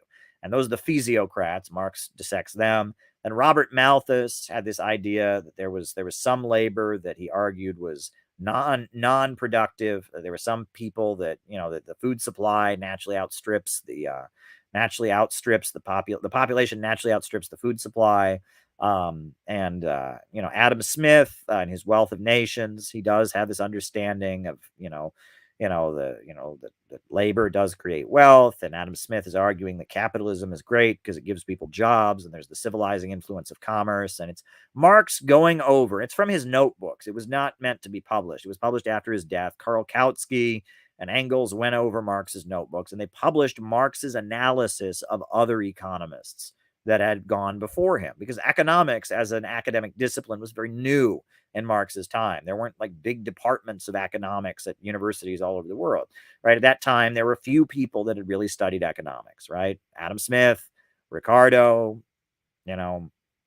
Robert Malthus, that was about it, right? And so Marx is going over other economists, drawing from them, and developing his own understanding. And that book is called Theories of Surplus Value. It's by Karl Marx. It's his notes on other economists. All right. Michael Hudson. I tend to agree with a lot of what he says. He talks about overproduction. He talks about the capitalist economy and the problem of technology leading to poverty under capitalism. Michael Hudson has gone to China a lot. He's very well respected in China. Chinese communists think very highly of his work. I tend to have a positive view of Michael Hudson and his work. I mean, he's a good economist. All right. Neoliberal versus populist, big capital versus small capital. Well, populist shouldn't be in there. Neoliberal versus new right, I would say. Populism is fighting for the broad masses of people against the elite, right? Socialism is the original populism. There are right-wing attempts to mimic populism, demagogy of the right wing, etc. But Donald Trump is not a populist. I wouldn't call Donald Trump a populist because he didn't enact policies that enabled the people. He had populist demagogy rhetoric, but he was not a real populist. Populists actually fight for the people and improve their lives. Huey Long was a populist, right? I think William Jennings Bryan, you could argue in a lot of ways he was a populist.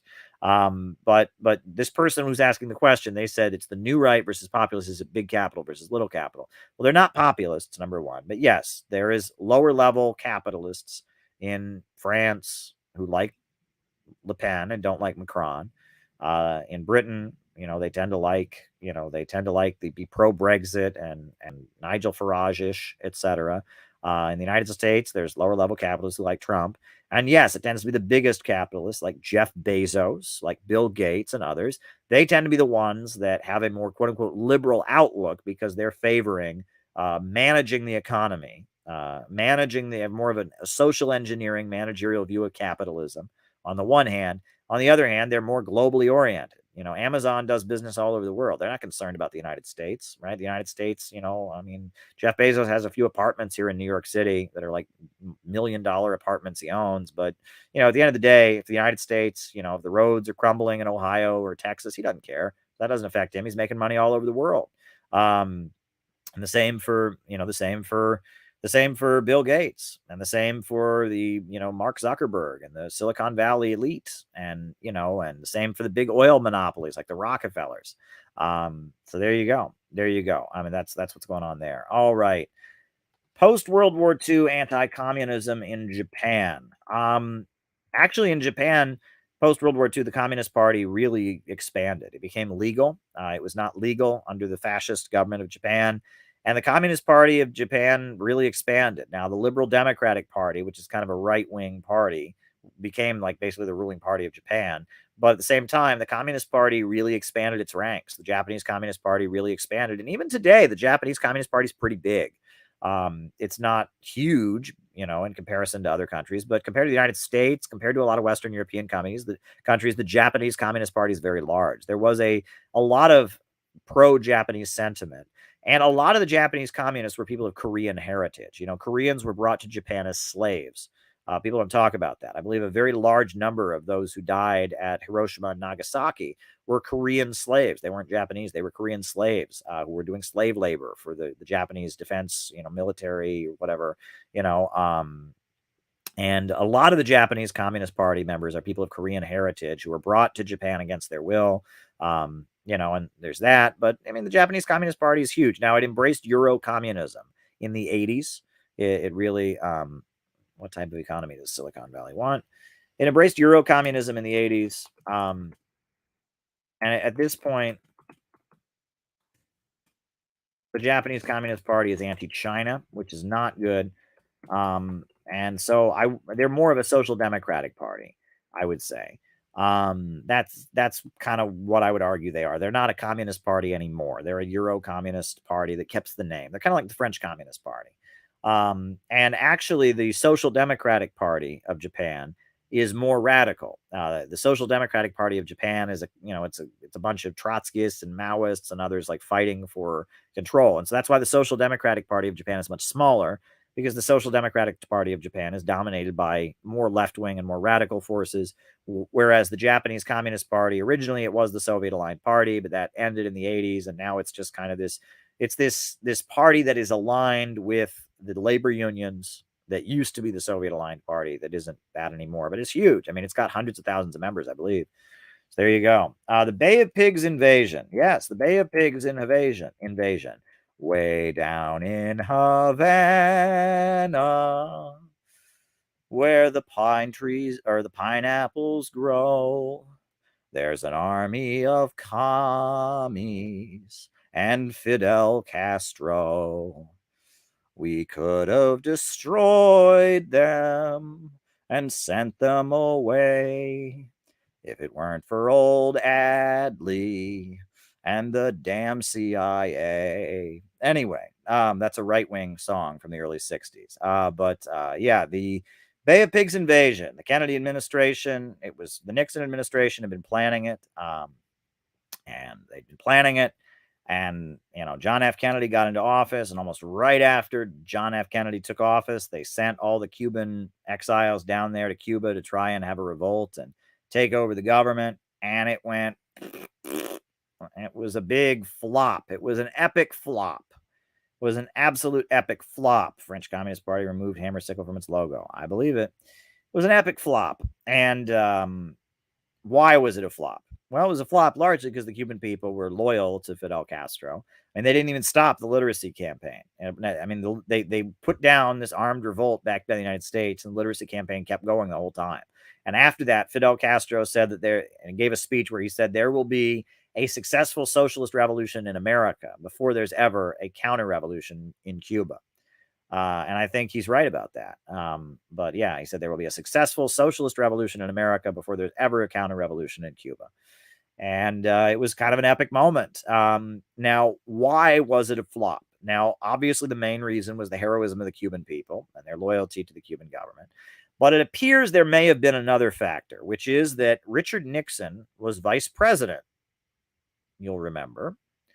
Richard Nixon was the vice president who was running for president against John F. Kennedy in the election. And the whole time, as vice president, he was planning the Bay of Pigs invasion. And then Richard Nixon lost the election to John F. Kennedy, and Kennedy won the election. And so Kennedy took over Bay of Pigs, and Kennedy happened. Kennedy was the guy. It was under Kennedy's leadership that the Bay of Pigs invasion happened. And apparently, years later, when Richard Nixon was president, he's on tape. He's on one of the Watergate tapes, deciding whether or not he's going to step down. And he says, people are going to start asking questions about Bay of Pigs. So now I need to step down. Now, what did he mean? We don't know what he meant. But it appears that it's possible that Nixon may have done something to bumble the Bay of Pigs invasion because he was mad at Kennedy. Now, we don't know that, but the fact that that's on tape, that Richard Nixon was getting ready to, he was wondering, should I step down from office or not? And then he said, people are going to start asking questions about Bay of Pigs. And that was, a decade later when he was president. That's big. So is it possible that Richard Nixon bumbled the Bay of Pigs invasion? That he somehow sabotaged it out of spite for Kennedy? I mean, if he did that, that would be an example of divisions in the ruling class being beneficial to the working class, right? Because that then became the immediate talking point of the right wing. They immediately said, oh, Kennedy betrayed the Cubans. He betrayed we sent him down there to be killed by Castro. That's what that song I just sang, that stupid right-wing song I just sang, is about. So it appears that there's more to the story of the failure of the Bay of Pigs invasion than we know. There's more to it than we realize. We don't know what happened, but the fact that Richard Nixon, pros and cons of global economy. All right. The fact that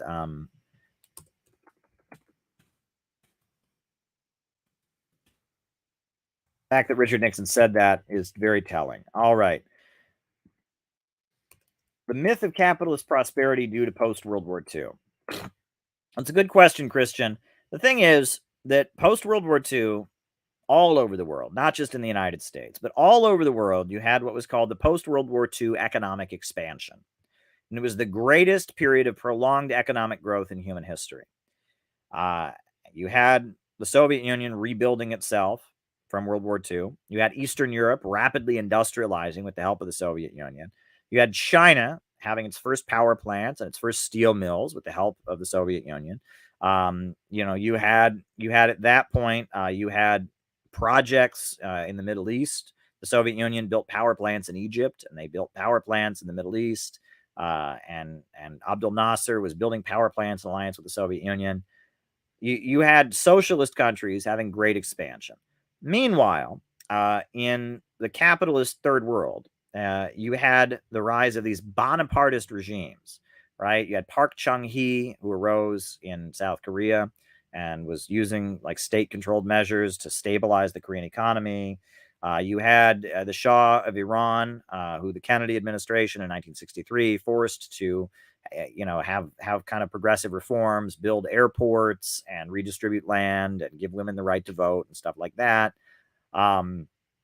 So you had these kind of Bonapartist authoritarian regimes in the third world that were carrying out economic development.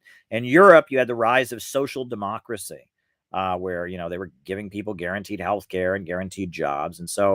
And then in the United States, yes, you had the 1950s. You had a booming economy. All of this was that World War II had just destroyed the world, and now the world was rebuilding. And the socialist economies of the world were not held back by the irrationality of capitalism. So they were able to just expand, and they were then, buying goods. They were putting more money into circulation, et cetera. So you had the expansion of the socialist countries, and that, led to, the need to build a bigger welfare state in Western Europe. So workers, because they didn't want the workers of Britain and France and Germany to rise up and have socialism, they had to give them things like guaranteed healthcare and guaranteed jobs, which put more money in their pockets. So they were spending more money. And who was everybody buying things from? They were all buying it from the United States, because the United States was the only major country in the Western world that was not destroyed in World War II. Every major city in Europe was destroyed by World War II. Every major city in Asia was destroyed by World War II. Japan was blown to shreds. China was blown to shreds. Korea was blown to shreds. Britain was blown to shreds. France was blown to shreds. Germany was blown to shreds. But the United States, very little fighting. There was like a battle in Alaska, I think, but that was it. Right? There was like an island in Alaska where they fought Japan, but that was it. Pearl Harbor, battle in Alaska, and that was it. And so at that point, the United States was the one selling everybody all the things that they were rebuilding the world with. All the steel was coming from the United States. All the cars was coming from the United States. All the, electrical gear. And so the United States was selling to the world at a time when the ability of the world to buy was rapidly expanding. And yeah, now the post-World War II economic expansion, which started, in like 1946, 47, and ended in 1971 with the economic downturn of the early 70s, that period is the greatest episode of economic growth in human history. Never has there been so much economic growth as there was then. Communism was a very big part of that. And social democracy in Western Europe was a very big part of that. And military regimes that were using governments to build shit was part of that. So these libertarians who say that, free markets and privatizing everything is the only way to have economic growth, they don't know what the hell they're talking about. Because the greatest period of economic expansion in human history is a time where there's no free markets. I mean, it's social democracy, it's military regimes, it's the heyday, the strength of communism coming out of World War II. Communism expands to China, communism expands to Eastern Europe, Baathism and Arab socialism in the Middle East. I mean, it's, there's no, you have Peronism in Latin America. I mean, there's no, during that period, you have very, very little free market stuff. And you have huge expansion. I got it, Austin. I got you. You have a huge expansion of the economy globally. So there you go. Reasons the USA entered World War II. Well, there's a couple reasons. There was a division in the U.S. ruling class, right? The Rockefellers were with Roosevelt. Roosevelt went way back with the Rockefellers. New York City. He was the governor of New York for a long time. He was in with the Rockefellers. The Rockefellers were interested in dominating global trade routes and dominating the world's oil markets. Whereas the National Association of Manufacturers, the factory owners, were interested in making money selling products. And the factory owners, the National Association of Manufacturers, they were aligned with fascism because fascism meant crushing the labor movement. Fascism meant expanding the military, etc. Meanwhile, the Rockefellers, they were in with the British because they were tied in with that Anglo-American establishment, and they were part of the British global free trade system. And they were threatened by the rise of Nazi Germany because they saw Nazi Germany, while it might be good to have the Nazis fight the Soviet Union, Nazi Germany was trying to seize control of Russian oil. It was trying to seize control of the oil of the Middle East. Nazi Germany was basically working in its own interest to try and take control of the global oil markets away from British and American oil companies. And Japan was also messing with the trade routes, right? Japan is an archipelago. It's an island. It's a bunch of islands, right? And Japan, their military was expanding throughout the Pacific and was threatening domination of the trade routes by American, ships. And, the USA was having to compromise with Japan to go through the oil waters and the trade routes of the world. Japan was contending with the United States for control of the ocean, of maritime dominance.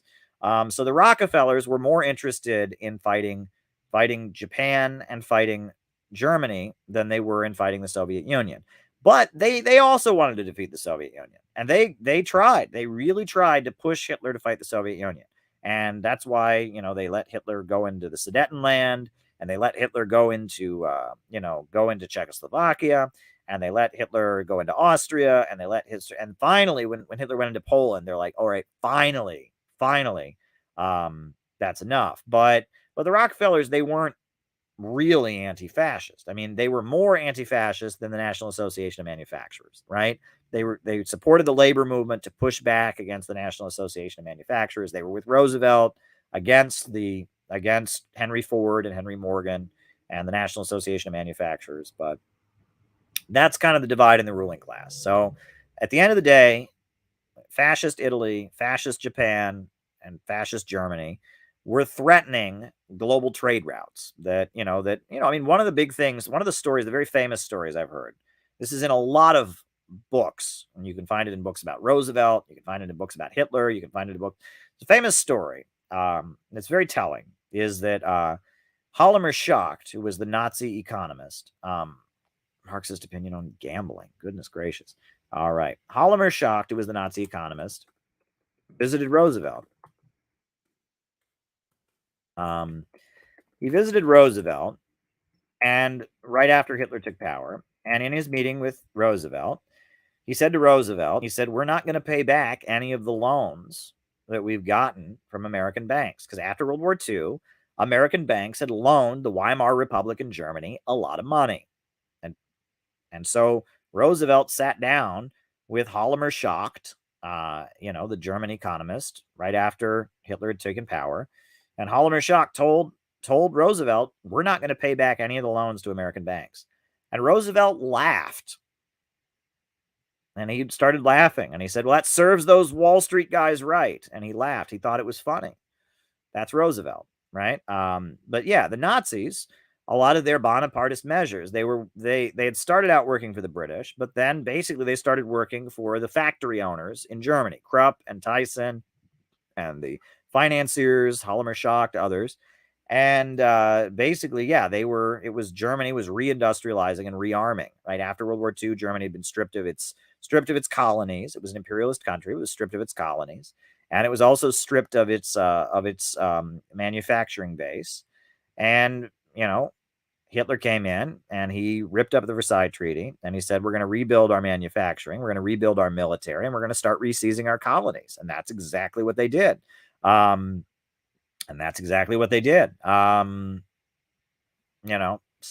yeah, I mean, that's really all there is to it.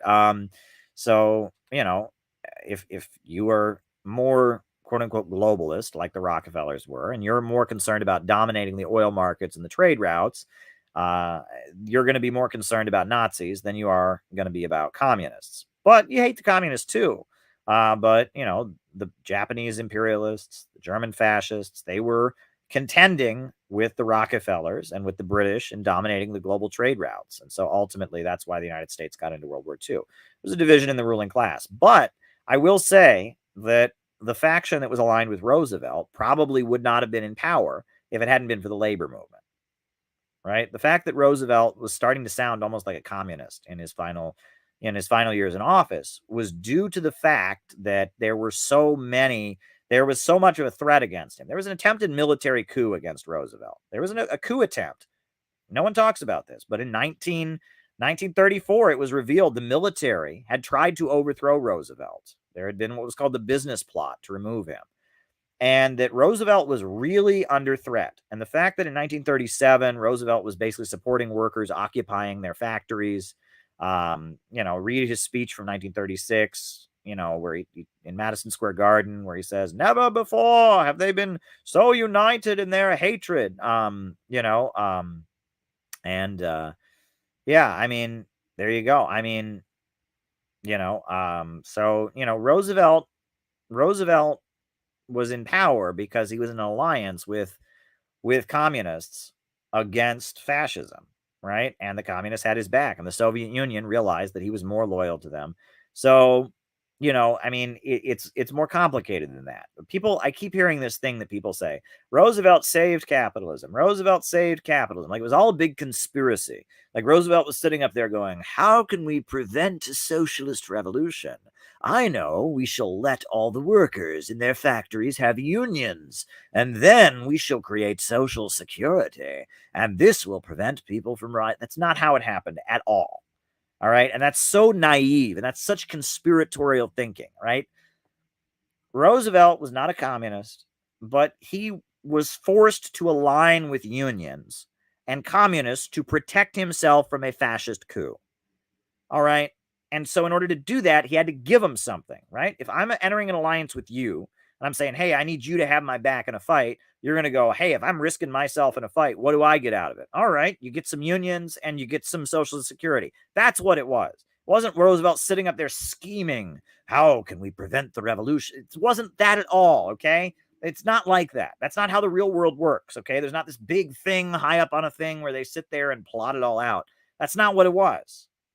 What it is that Roosevelt was aligned with a faction in the ruling class that was more threatened by Germany and Japan, and he was facing an attempted coup against him by people that were more threatened by the Soviet Union and were sympathetic to Germany and Japan. So he said, how can I not get dragged out of the White House and shot? What do I need to do?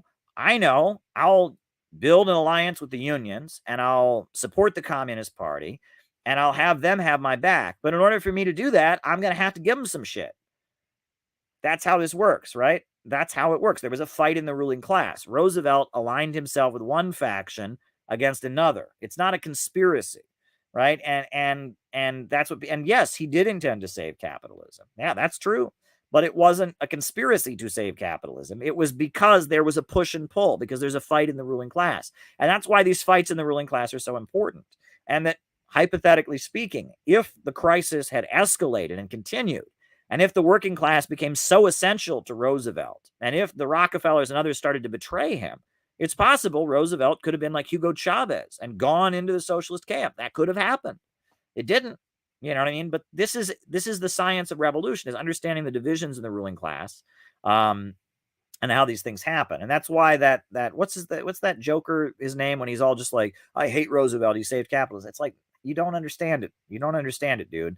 That's not how history works, right? That there are alliances, there are factions, there are divisions. And it was correct for the Communist International to align with Roosevelt and the Popular Front during the 1930s, right? That was correct because of Nazi Germany and etc.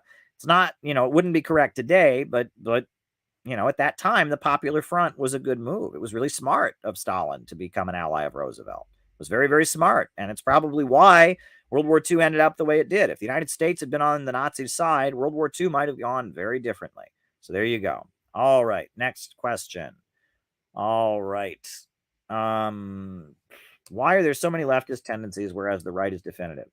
Wrong. That's not true. The far right, Nazis, Nazis, racists, white supremacists, there's a lot of different factions on the right wing. They hate each other also. They're all fighting with each other.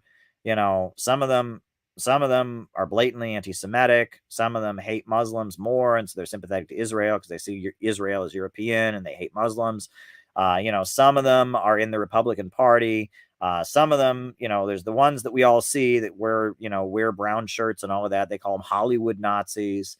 Some of them, there are big divisions on the right, very, very big divisions on the right.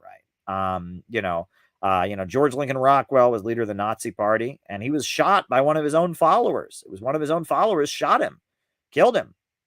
There's the John Birch Society, which is one of the big far right groups. They're not so big anymore, but they were quite big in the 60s. And they had a guy who was in the leader. Rivolo P. Oliver or something like that. And that guy started denying the Holocaust and became a neo-Nazi, basically. And they kicked him out, and they supported Israel, right? And even though they were basically a white supremacist group, they were very right-wing. They decided they supported Israel, and they declared that the Nazis were communists, right? The John Birch Society had a big fight, and they were a far-right group, and they ended up kicking out all the Nazi sympathizers and declaring support for Israel. There's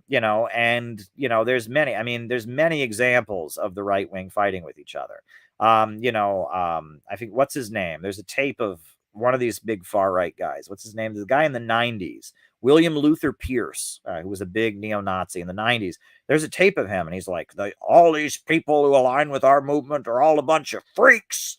Bunch of freaks and weirdos who join our movement. Why is the Nazi movement aligned with a bunch of freaks and weirdos? And it's like, look in the mirror, dude. This guy invented his own religion called cosmotheism, where they worship meteorites or something. I don't know. I think he was a little bit of a freak and a weirdo, but that was his statement.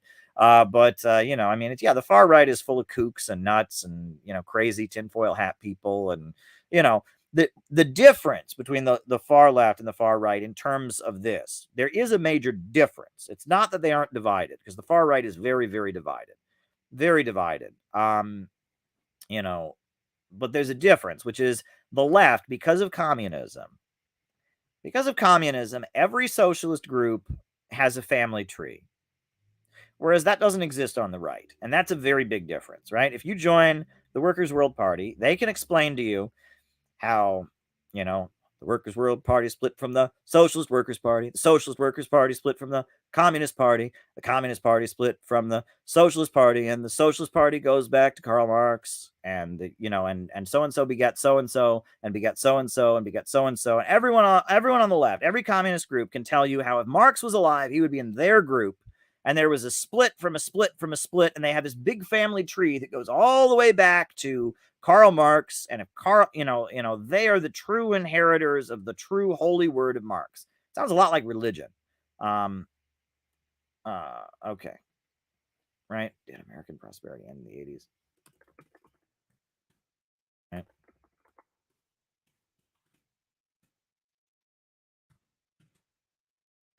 It's a lot like religion, right? You know, it's just like every church is the one true church. If Jesus were alive today, he'd be a member of every church, right? And you know, the Protestants used to be part of the Catholics, and you know, the Catholics, the Orthodox Church and the Catholic Church used to be together, and you know, I mean, and it's like that. And if you're a communist in the United States, you have to be able to get up and say, well, my group split from this group in this year, and this group split from this group in this year, and this group split from this group, and on the right they don't do that. On the right, someone shows up and they're like, "Hey, I'm bigoted. I'm a Nazi. I'm fighting for the white race. I'm you know," and people join them and they're like, "Oh, I like this guy. I don't like this guy."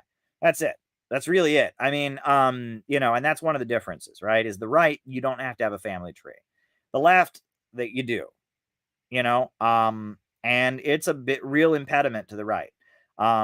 You know, I remember one time years ago, I went to something. It was a thing that the Cuban mission to the UN was doing. So I was there, and it was, you know, a whole room full of people that are allies of Cuba. This woman walked over to me and my friend, and she says, "Who are you?" And I said, "Oh, this is my friend. He's part of the Students and Youth for a New America Club." She's like, "Yeah, but who are you?" And I said, "Well, you know, I'm a journalist, and this is my friend. He's part of a club at his college, and it's called Students and Youth for a New America." She's like, "Yeah, but who are you?" And I said, "Well, like I said, I am a journalist. I have written a few books, and this is my friend. He's part of a club at his college, and it's called Students and Youth for a New America."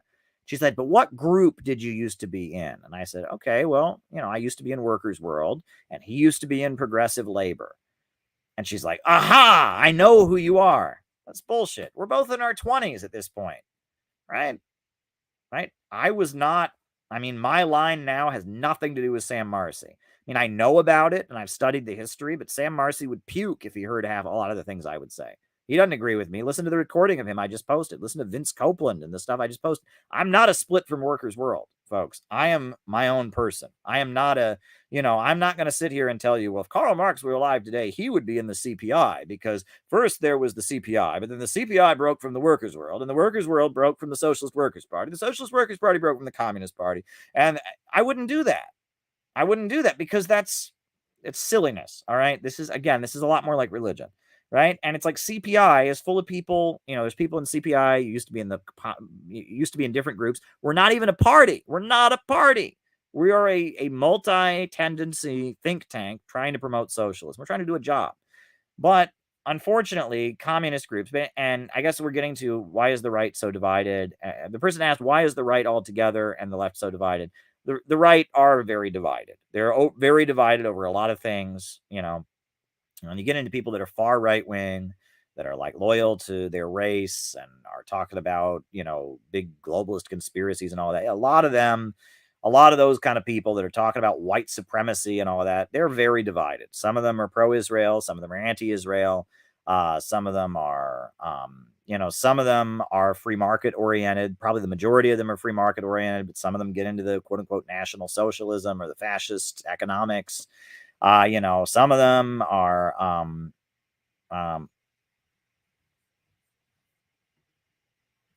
can Marxism help you make money on the stock market?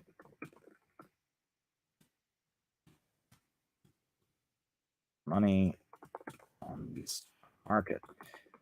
Good question. Never been asked that question before. But yeah, so there you go. You know, I guess that's a difference, right? And that's one of the reasons that the right is stronger. Somebody can just show up and do their thing, right? You know, somebody can just show up and do their thing. One of the big Nazi people in the United States during the 1930s was a guy named William Dudley Pelley. I don't know if you ever heard of him. William Dudley, or no, it was pronounced Pelly. William Dudley Pelley, and he was this Nazi. But he was not like he was just like some kind of weird spiritual guru cult guy, and he got into Nazi. You know, he got into Nazism. You know, and that was that. You know, and he got into Nazism, and he started, I think, the Silver Legion of America. And that guy wasn't a split from somebody. He was just some novelist. He was a guy who wrote like ghost story novels and shit. He wrote like ghost story novels, and he was all into, ghost story novels. He wrote this essay called like 7 Minutes in Eternity about how he was like abducted and got to meet God or something. And, he was just this like, weird spiritualist guru guy. But then he got into, he got into, Nazism, and he started this Nazi group called the Silver Legion of America.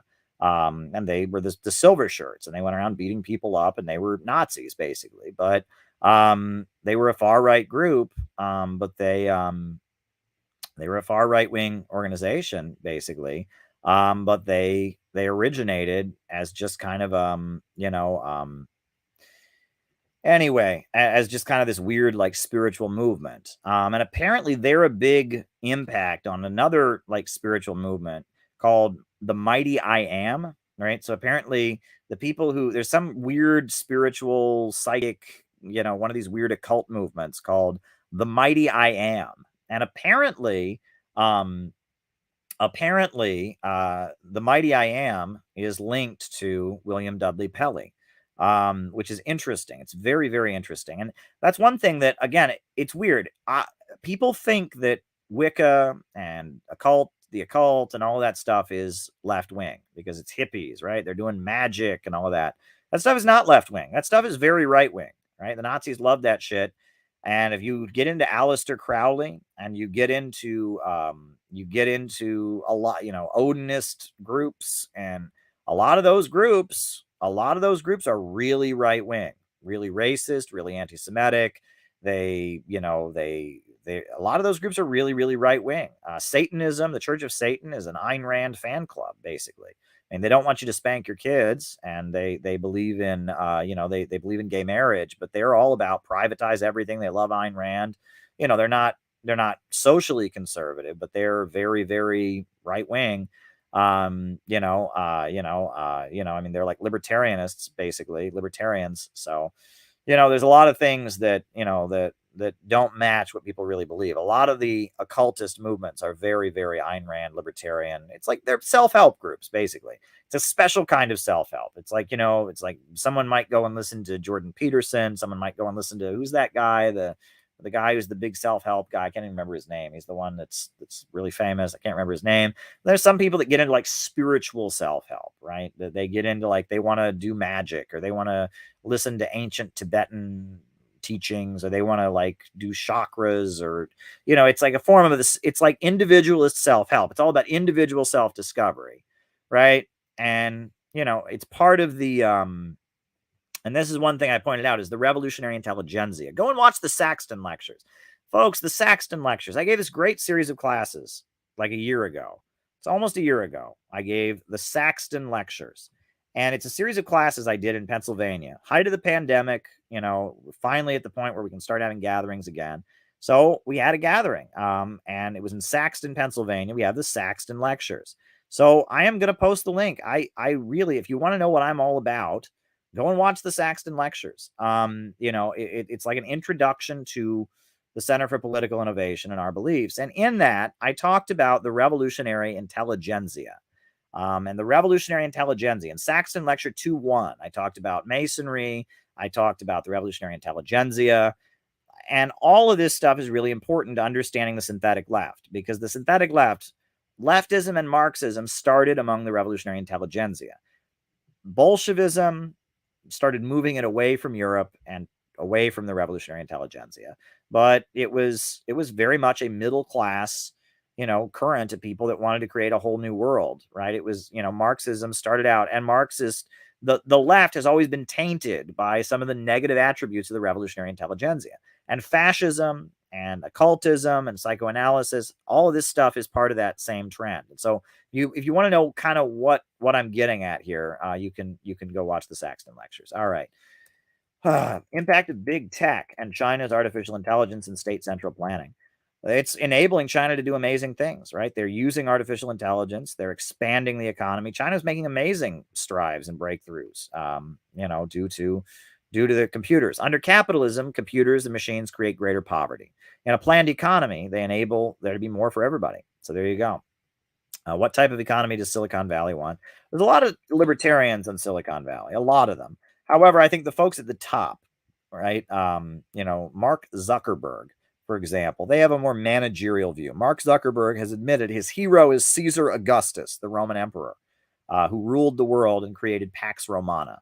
And that very much the people at the top of Silicon Valley have a managerial view. They want to manage the world, and they want to reduce the population, and they want to have control and regulation over the economy. But at the same time, those are the folks at the top of the global economy, or at the top of Silicon Valley. But your typical Silicon Valley dude, right? Your Facebook, exec, your Google guy, who, your people that are making lots of money but are not the owners of the companies. The people making lots of money, what would you want to say to Trump? The people that are making lots of money, they tend to be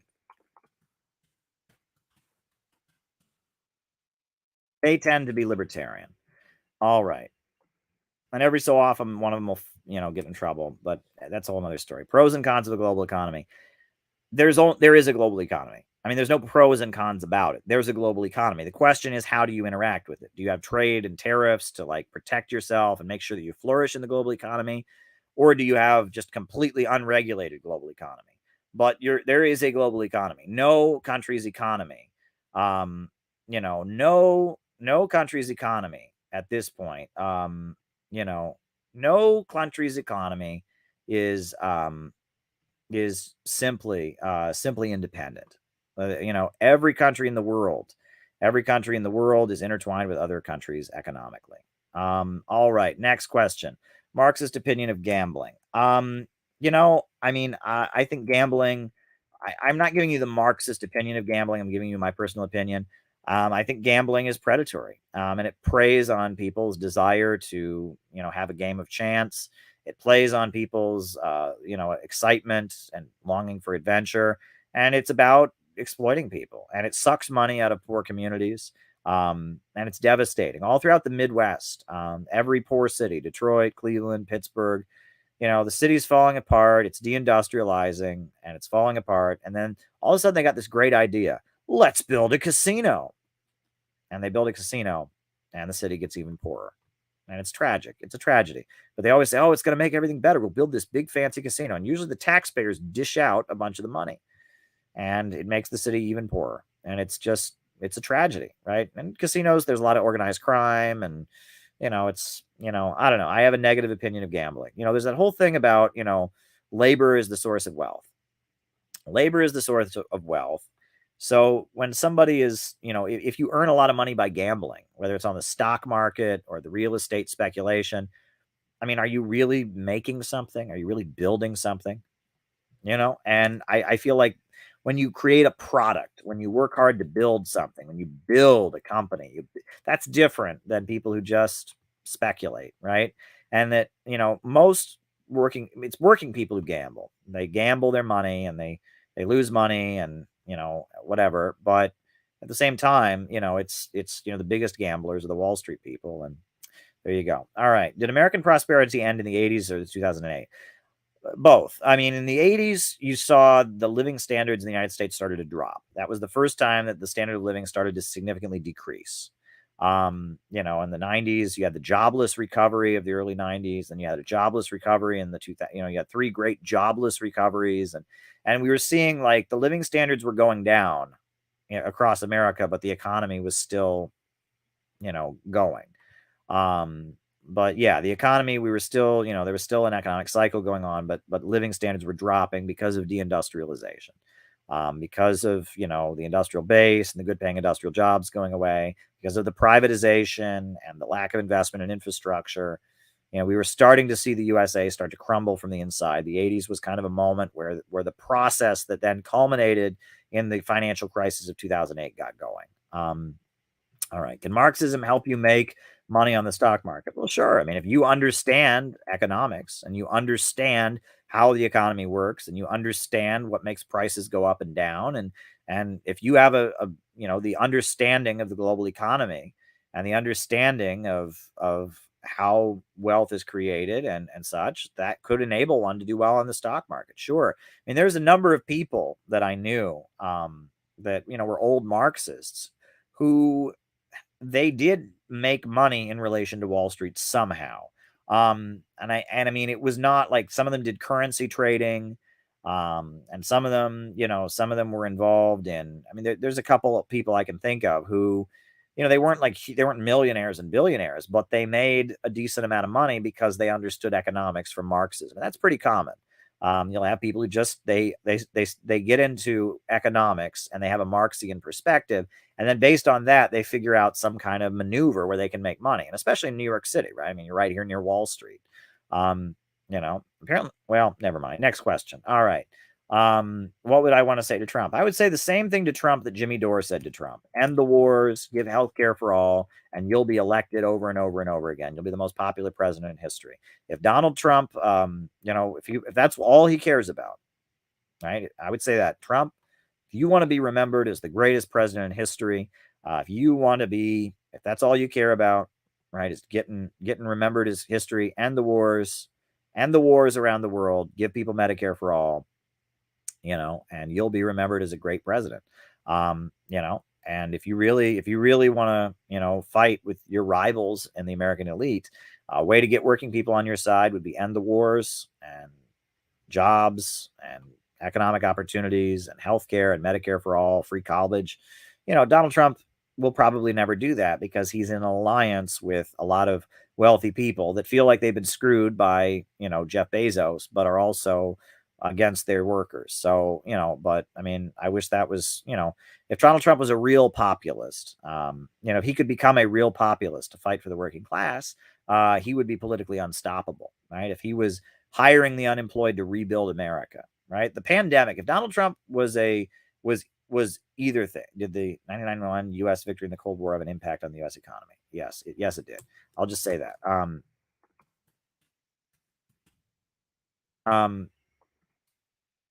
Donald Trump had really been a populist, right? If Donald Trump had really been a populist or a socialist, which he never was, if he'd really been a fascist, which he never was, which they'd accused him of, the pandemic would have been his moment. That would have been his Reichstag fire, right? That's Hitler. Hitler had the Reichstag fire, right? And the burning of the building, and then he used it to just come in. And if Donald Trump were a fascist, right, the pandemic would have happened.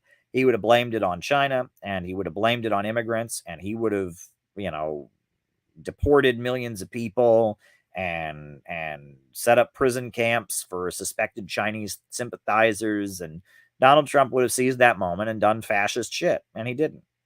He couldn't even tell his supporters to put a fucking mask on.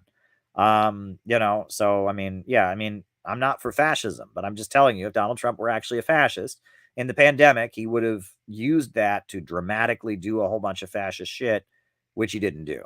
As far as if Donald Trump was like a real populist or a socialist, which he never was that, again, he would have used the pandemic. He would have hired all the unemployed. He would have created Medicare for all. He didn't do that either. He was neither of those things. Donald Trump was not a fascist, and he's not a populist.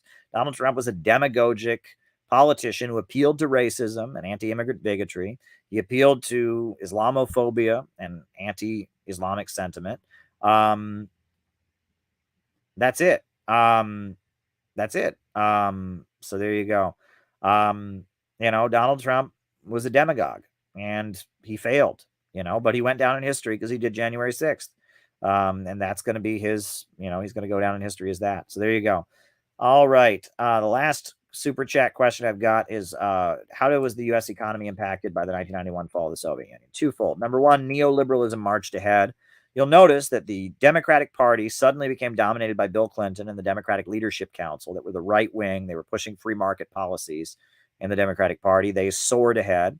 In Britain, New Labour soared ahead in the Labour Party, and they were the anti-social democratic wing of the Labour Party. The neoliberal wing of Labour Party soared ahead.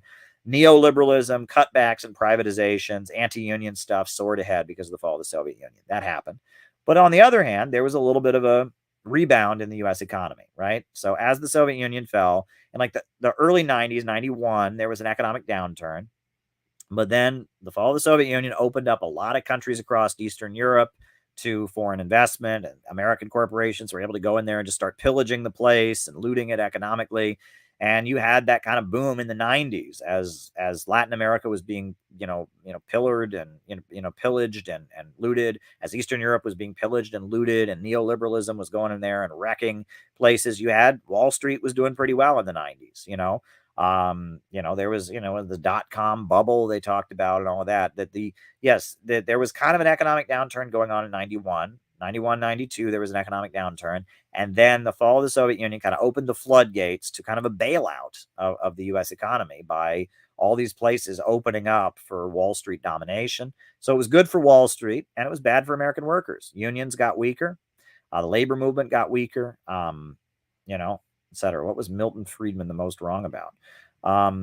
Milton Friedman was the most wrong about this. This is where libertarians, Milton Friedman, Friedrich von Hayek, all of them this is what they just don't understand. You cannot cut your way into economic growth, right? I mean, if I have 2 apples and I take one of those apples away, I then have 1 apple. Now, is 1 apple more than 2 apples? No. 1 apple is less than 1 apple. If you subtract, you generally get less than you had before. Libertarians don't understand that. Libertarians live in this fantasy world where if you cut the job of government workers, you cut, food to low-income families, you cut government spending on building roads and bridges, you cut government spending on schools and universities, you cut government spending on hospitals, everyone magically has more money. It doesn't work that way. We've seen this over and over and over again. The fall of the Soviet Union, they cut everything.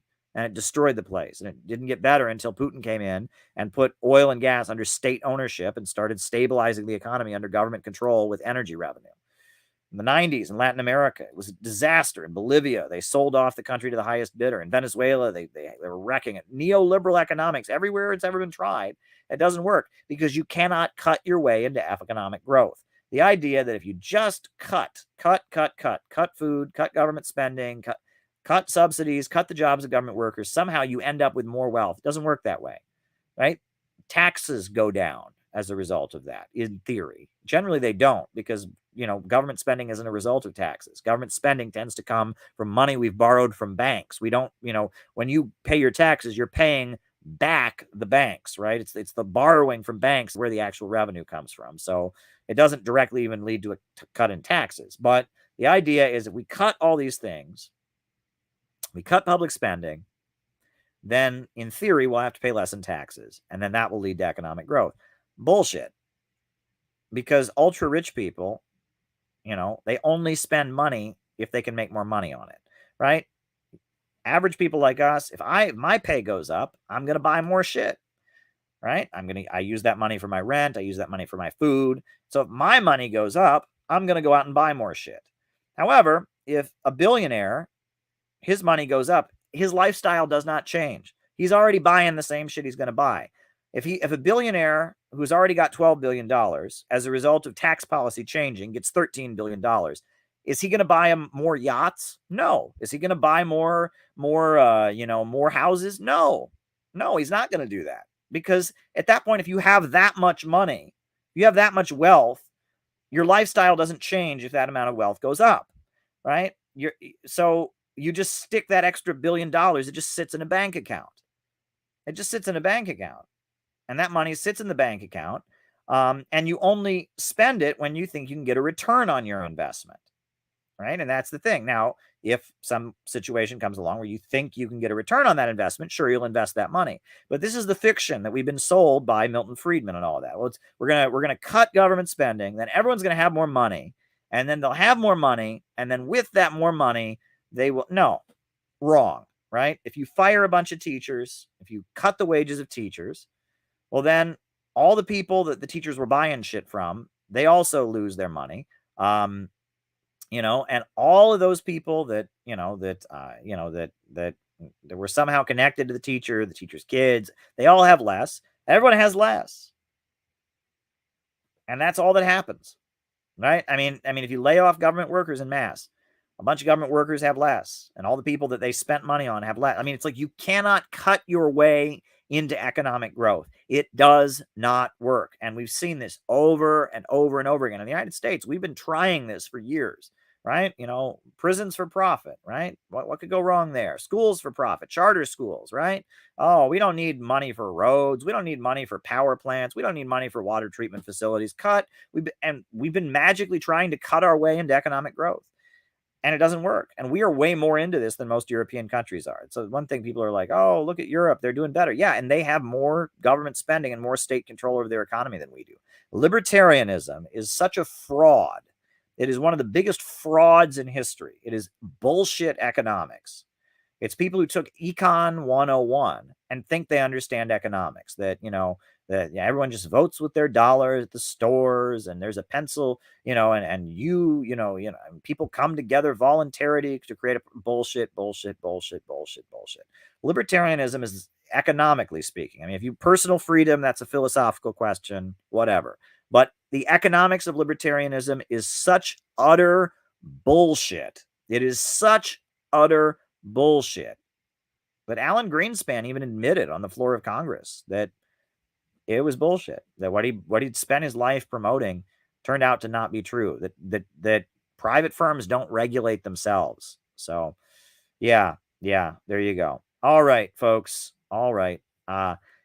That's our show tonight. I think we're going to cut it off here. New upsurge in the struggle against U.S. imperialism is now emerging throughout the world. Ever since World War II, U.S. imperialism and its followers have been continuously launching wars of aggression. But the people of various countries have been continuously waging revolutionary wars to defeat their aggression. And while the danger of a new world war still exists, and the people of all countries must get prepared, revolution is the main trend in the world today.